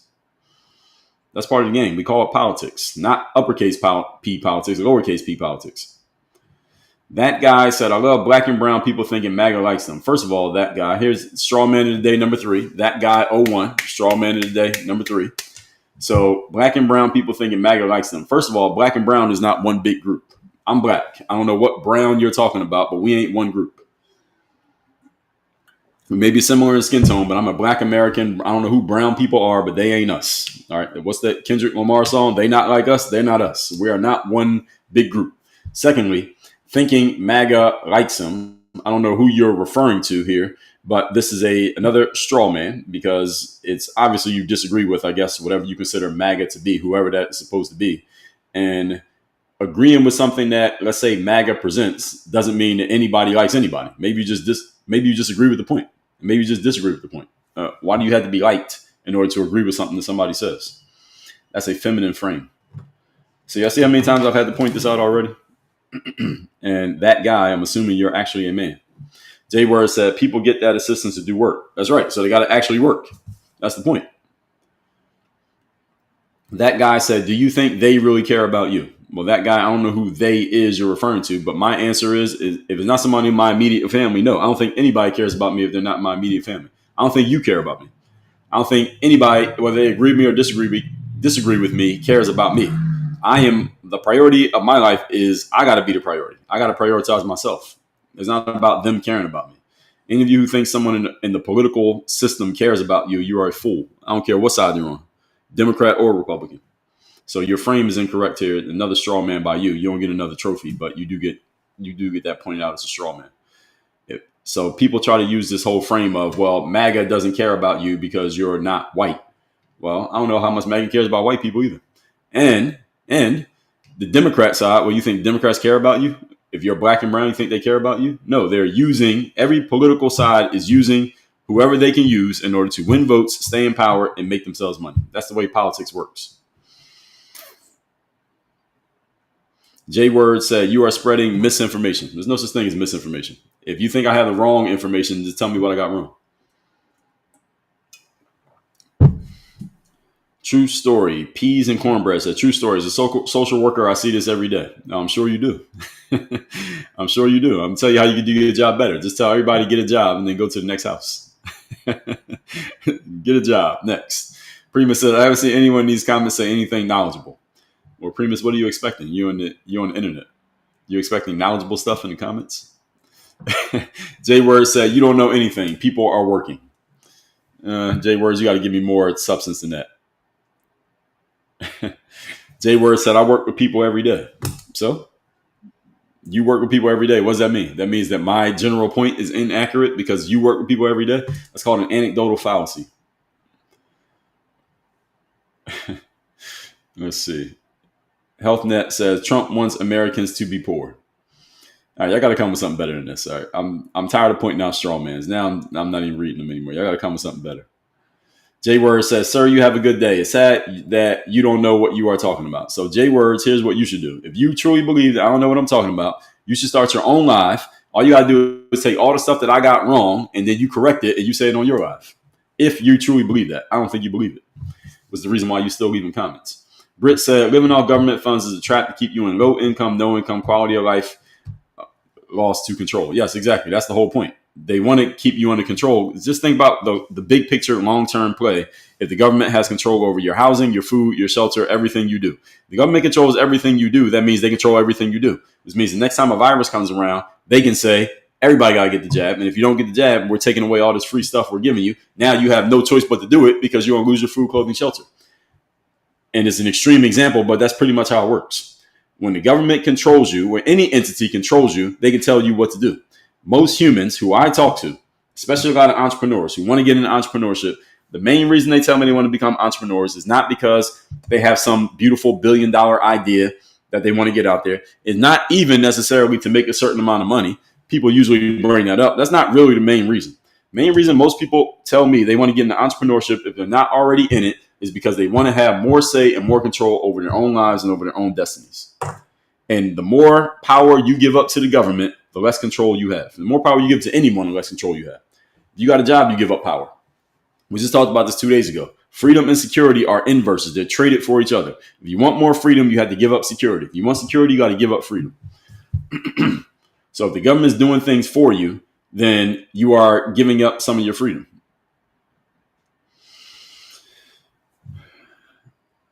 The GOAT says, so much misinformation just because you put on a tie doesn't make you right. So we need a name for this award right here. The moderators who are in here consistently, we need some type of award we need a name for this one right here. Because every day somebody comes in here when they disagree with me, and they'll say something like, just because you have on a tie or because you have on a suit or because you got books on your bookshelf does not mean that you're right. Or just because you're articulate does not mean that you're right. And my response to you, the GOAT, is I agree. Just because I have a tie does not mean that I'm right. And I'm not here trying to be right. What I'm here doing is telling you my perspective on the things that I have found on a certain subject that people seem to be interested in. I'm not in the business of trying to be right. Now, if you're in the business of being right, then again, you can do the same thing that I told the other person. Start your own live stream. You can use my material as source material and just debunk everything that I got wrong. If you truly believe it. I don't think you believe it. It sounds good in the comments, but let's see you actually go do it. Star Fox said, what misinformation y'all claiming? Yeah, I'm waiting for that. Nobody's told me yet. J Word Cell, look at that. You stayed with your parents. Some people don't have enough. How the fuck is that my problem? Is that my problem? Did I do something wrong because I had parents who I could go back home to when I was 23 years of age? And what does that mean? Do I owe them something? Should I apologize to other people who didn't have a nest to go back to? Then they probably would have had to figure shit out faster than I did. Good for me, good for them too. They figure things out faster. Maybe that led to them being in a better position. O-Dog said, men give women their way and then women complain of the chaos that ensues. Pretty much. O-Dog on YouTube says, the matriarchy is a failed society. Women can only enforce control by sex and seduction. If men says, I don't want your box, the woman is powerless to enforce anything. That is accurate. And I'm reading that from YouTube comments. By the way, the replays of all these live streams are always on my YouTube. We got about 13 minutes, folks. Then we'll wrap this one up. HealthNet said, bro, you have no clue. Okay, so you're the third person. So any of you who truly believes that what I'm saying is wrong, all you got to do is go do a live, use my material as source material, and just debunk everything that I said and prove me wrong. You can do that every day. I do these lives Monday through Friday, 8 a.m. Eastern. All you got to do is watch my live, write down everything I got wrong. Then you do your own live and just counter everything that I got wrong. So I'll provide material for you. All you got to do is just do it. So you ain't even got to come up with nothing. Just write down everything Dre got wrong, then do your own live. Do your own live telling everybody how I was wrong. And there, I just gave you a business model. Britt said, just me, but I wouldn't be on my insurance career TikTok for personal use, not good marketing. Well, maybe it is, Britt. If people who also disagree with me, then they would go along with him. So Primus says most Democrats are followers. They can't think for themselves. Well, Primus, I would say most Democrats would say the same thing about Republicans. That's what I would say. Primus said, I snapped out of it in 2017. I used to hate Trump too. I never hated anybody, but I get it. A lot of people were very anti-Trump, I will say. I think we might be able to get through all the comments here today. So let's see. I'm almost catching up. Almost. Greg said, is it true in Florida they took away the food stamps and Medicare? Craig, I don't know a damn thing about food stamps and Medicare in Florida, and I don't want to know. So that one I can't answer. Stay in your lane said, are you more aligned with the right or the left? I'm not aligned with anyone. I have no political affiliation. I pledge no fealty to any political party or politician. They're all liars, and I do not want the government in my business at all. I want them as far out of my business as possible. But I will talk about them because it draws attention. That's the reason why we're talking about this right now. Song guy said, Trump flaws are incomparable to anyone. You're one of the good ones. Culture wars is all you got. I don't even know what you mean. We're at 100K. Thank you, everybody. Can we get to 110? John Brad Foot said Trump put an end to men and women's sports. Yes, well, he's attempting to. Now states are trying to push back against him, but I think he's generally going to get that right, which is what it should be. That's how it's supposed to be. Lacey River, thank you. Simply Farm said, I don't think it's misleading. It's more or less the rock truth. More people need to hear honesty. Honestly. Yes, the thing is, a lot of people don't agree on what truth and facts are these days. That's the situation. We don't even agree on truth and facts anymore. That's the reason why we're in the information wars. The reason why facts generally don't matter as much as they used to. Big Sam said, I'm trying to understand how my life would be if I told my wife to shut up. LOL. Well, you should ask yourself, Big Sam, why you can't tell your wife to shut up. That's what I would say to you without knowing anything else about you. And again, I'm saying that in a hyperbolic way. The general directional point is if a man is holding his position, there's not much a woman can do to force a man off of his square. What's she going to do? Again, bottom line is physical violence. Unless your wife can physically beat you up, there ain't much she can do to make you do anything you don't want to do. Lacey River said, learning how to communicate with respect. Yes, of course. Carla is back. Good morning, Carla. Good to see you here. Thank you for the goats. Let's see. Michelle, good morning to you. Paradise Island. Yeah. Let's see. Cindy Fisher said, I so love listening to you. Thank you, Cindy. Thank you for joining the fan club. Carol Ann Collins said, you're right. I thought my mom ran the house, but dad spoke when necessary and she was quiet. It was how it's supposed to be. Susie said, more like toxic feminism. Women have supportive roles to men. We need more masculine men. Yes, exactly. If we had more masculine men, we wouldn't have this nonsense. The reason this nonsense exists is because men aren't doing their jobs, period. If a woman does something wrong, it's because a man did not catch her and stop her from doing the wrong thing before it happened. Generally speaking. K.O. Hardy said, if my taxes pay for it, I get a say. Preach on, friend. Exactly. That's how it is. If my taxes are paying for something, then everybody gets to have something to say about it. Justin Martin said, like that tie, kinfolk. Thank you, Justin.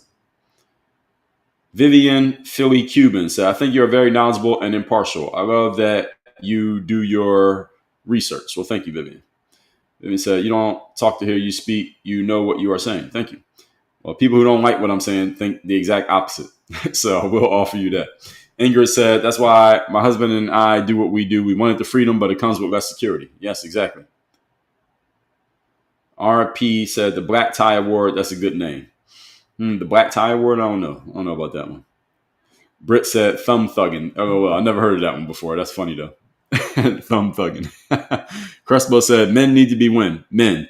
Women need to help men be men too. I have 3 sons and they were raised as men, head of house, work, and accountable. That's right. The award of ignorance, Crespo says we can call it. We might use that one. I don't know. But yes, that's generally the way it's supposed to go, is that if a man is doing his job, and here's where a lot of women have pushback. Women who are into feminism, their pushback is that when I say something like a man should be able to tell a woman to shut the hell up, and a man, if he stands on his square, there's nothing a woman can do to get him off the square. A lot of women look at that as if you are bowing to, or you have no power or no say or no voice, or that you don't exist in the presence of a man who is in that mindset. But that's actually not true. When a man is doing his job and holding his space, there is a big space right there for the woman to support the man. Because first of all, there are no children without women. You need women for that. Men have a biological need for sex and sexuality and intimacy. And unless he's gay, he needs to get it from a woman. There's a space there for women to get that. But a woman also, and when she's playing her role properly, understands her role. And every team has roles. On the Chicago Bulls, there was one Michael Jordan. There was one Scottie Pippen. Scottie Pippen knew he was Scottie Pippen. Michael Jordan knew he was fucking Michael Jordan. Everybody can't be Mike. What happened with feminism is that women somehow got convinced that they could be Michael Jordan. You ain't Michael Jordan. You are Scottie Pippen. Scottie Pippen won a whole bunch of championships. He's famous. He wrote a book. He made a whole bunch of money. He is in the Hall of Fame too. It's okay to be Scottie Pippen. Everybody don't need to be fucking Michael Jordan. So women have been convinced, some women, that they are supposed to be Michael Jordan. No, you're not. Michael Jordan is Michael Jordan. Scottie Pippen is Scottie Pippen. And if every man knew he was Michael Jordan and start doing what Michael Jordan does, then the women would naturally fall into their role as being Scottie Pippen. There would not be a power struggle between two people trying to be Michael Jordan. Scottie Pippen can't beat Michael Jordan and being Michael Jordan. If Michael Jordan is doing his job, then Scottie can be Scottie. When Michael Jordan retired and went and played baseball, Scottie had to try to be Mike. Guess what? They didn't win. When Mike came back and was Mike again, Scottie was Scottie again. They won 3 more championships. That's a good metaphor. I just came up with that one. Stay in your lane said, what is the word you use for people saying, look at this instead of the topic? It's called relative privation. It's a logical fallacy called relative privation. It's when people say, you're talking about this, but this is more important. That's what it actually means, is that instead of talking about this thing that's not important, talk about this thing that's more important. And people use that to try to get you off the subject and focus on something else. Politicians are experts at it. They all do it. Murphy the Mutt said, I'll enjoy listening to you. Thank you so much. You're welcome, Murphy. TX Widget said, agree with Murphy. I enjoy listening to you each morning. Glad you are non-politically aligned. Well, thank you. Me too. Britt said, I love your lives. Thank you. Mr. Ohio J said, you said it before, but I forgot it. Which site of replays? YouTube. Well, the replay is actually on all these sites, but I always point people to YouTube because YouTube is the best as far as video. That's their lane, is YouTube, is video. And on YouTube, you can speed these up.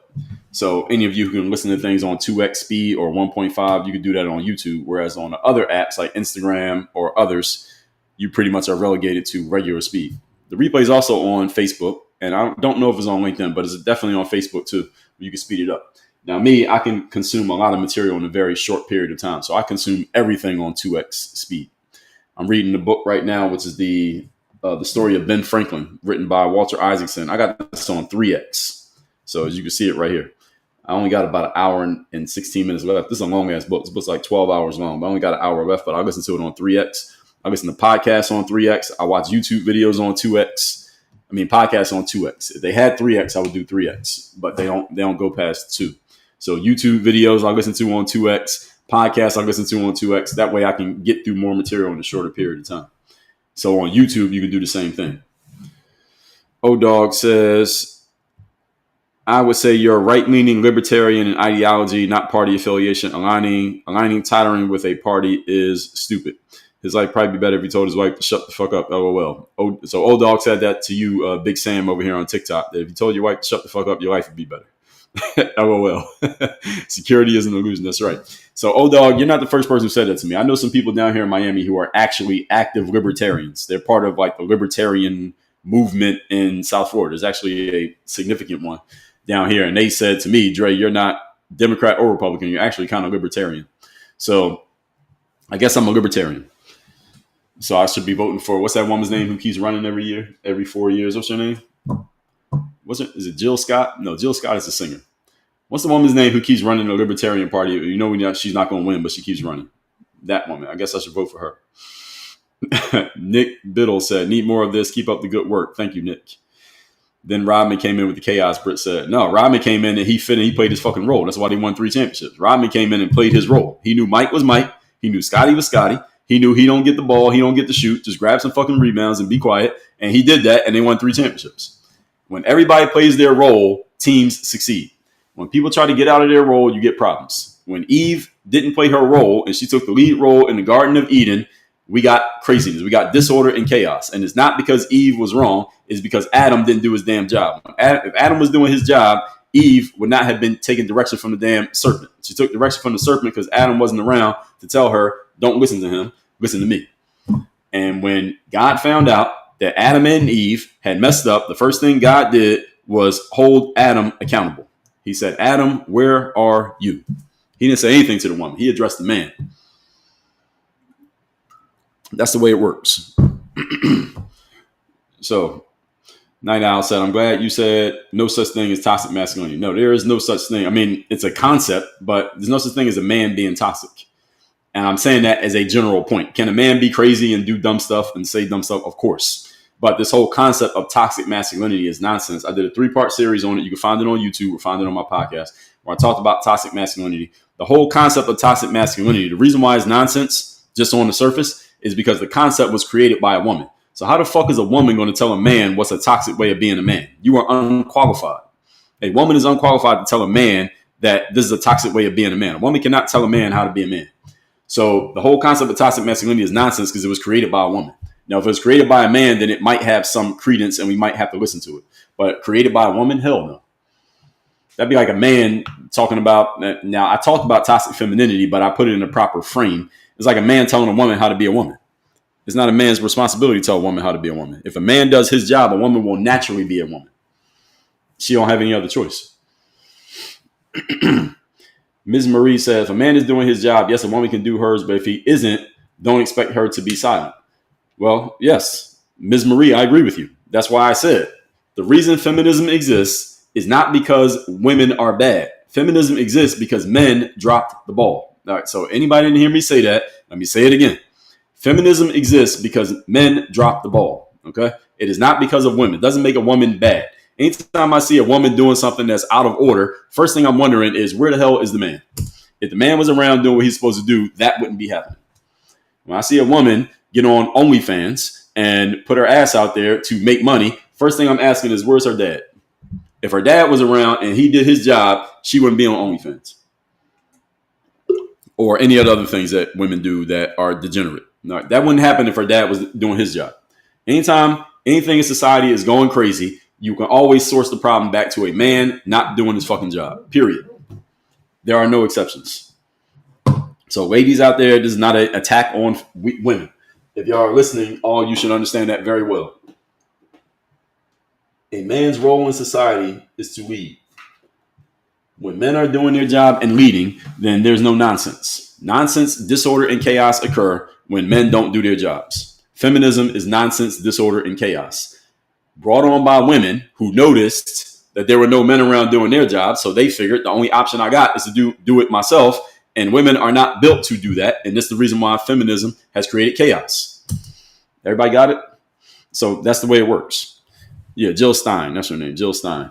Official libertarians are nuts. Yeah, so I ain't vote for her. I don't even know her name. But she keeps running. So maybe that's who I should vote for next election. So all that said, everybody, it is 10 o'clock. We will wrap this up as promised. I do these live streams Monday through Friday, 8 a.m. Eastern to 10 a.m. Eastern. So if you like this one, come back tomorrow. If you didn't like this one, come back tomorrow. If you're not sure, come back tomorrow. Tomorrow, I think we might talk about, right now, the planned topic is the white race hustler. All right, so now we know about the black race hustler. Now what's starting to happen is the white race hustler. And I'm going to tell y'all where this came from briefly before we wrap this up. So Britt said, after 17 years of single motherhood, I'm ready for trad wife life. That's what's up. We need women ready for trad wife life. Now, for trad wife life, you need a man who is a trad man. So you need a trad man to be a trad wife. Now, the white race hustler is, I think, is a pushback on black fatigue. People got tired of black people race hustling. Now white people started doing the same thing, just on the other side of the conversation. And that might be the topic for tomorrow. I got it planned, but if something happens today that bumps it off the list, then we might talk about the other thing. But this is coming up. The white race hustler will be discussed because white race hustlers are starting to pop up. There's a reason that they're popping up, and I'm gonna get into all of that. That's one of Newton's laws of energy, is that every action has an equal and opposite reaction. So we got black race hustlers for like 10 years. Now white race hustlers said, okay, if they can do it, we can do it. And now you got some white race hustlers. We're gonna get into that soon. Britt said, I'm a newlywed. Yeah, I remember you told me you were, I think I saw you mention last week you were married. All right, Michelle, thank you. So moderators, thank you. We got to 110,000 likes. Appreciate all of you. You want to get a free copy of my book called The Third Day, is at that link right there, thirddaybook.com. The book's free. Just cover the shipping. Is this book right here.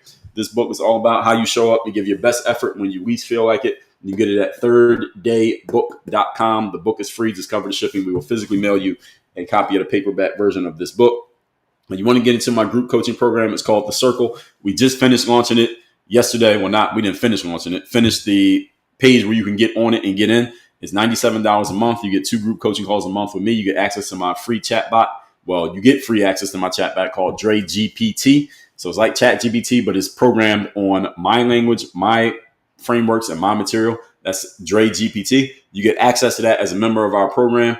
You get into our private WhatsApp group, and of course, replays of all the calls. And that group is all about taking action. It's not just giving you a bunch of information. It's not a course. It's not a bunch of stuff that you just go click through whenever you feel like it. It is live, active coaching with me. Again, that's at The Circle. You get that by going to send me a DM. To send a DM with the word circle or The Circle. My assistant will see it, and she will send you a DM back and tell you where to go to get more info on that.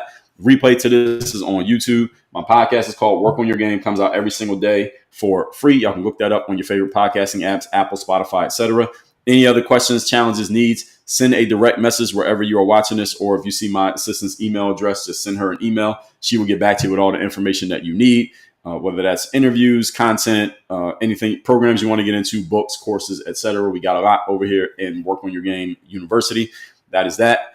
I need to go eat lunch. Y'all have a great Wednesday. I will see you all tomorrow. We are out of here. Thank you to all my moderators here who are keeping everybody in order. 110,000 a day. 100,000 is a new mandate. It's a new standard, everybody. And we got standards. We stave off chaos. Everybody have a great Wednesday. I'll see you tomorrow. We out.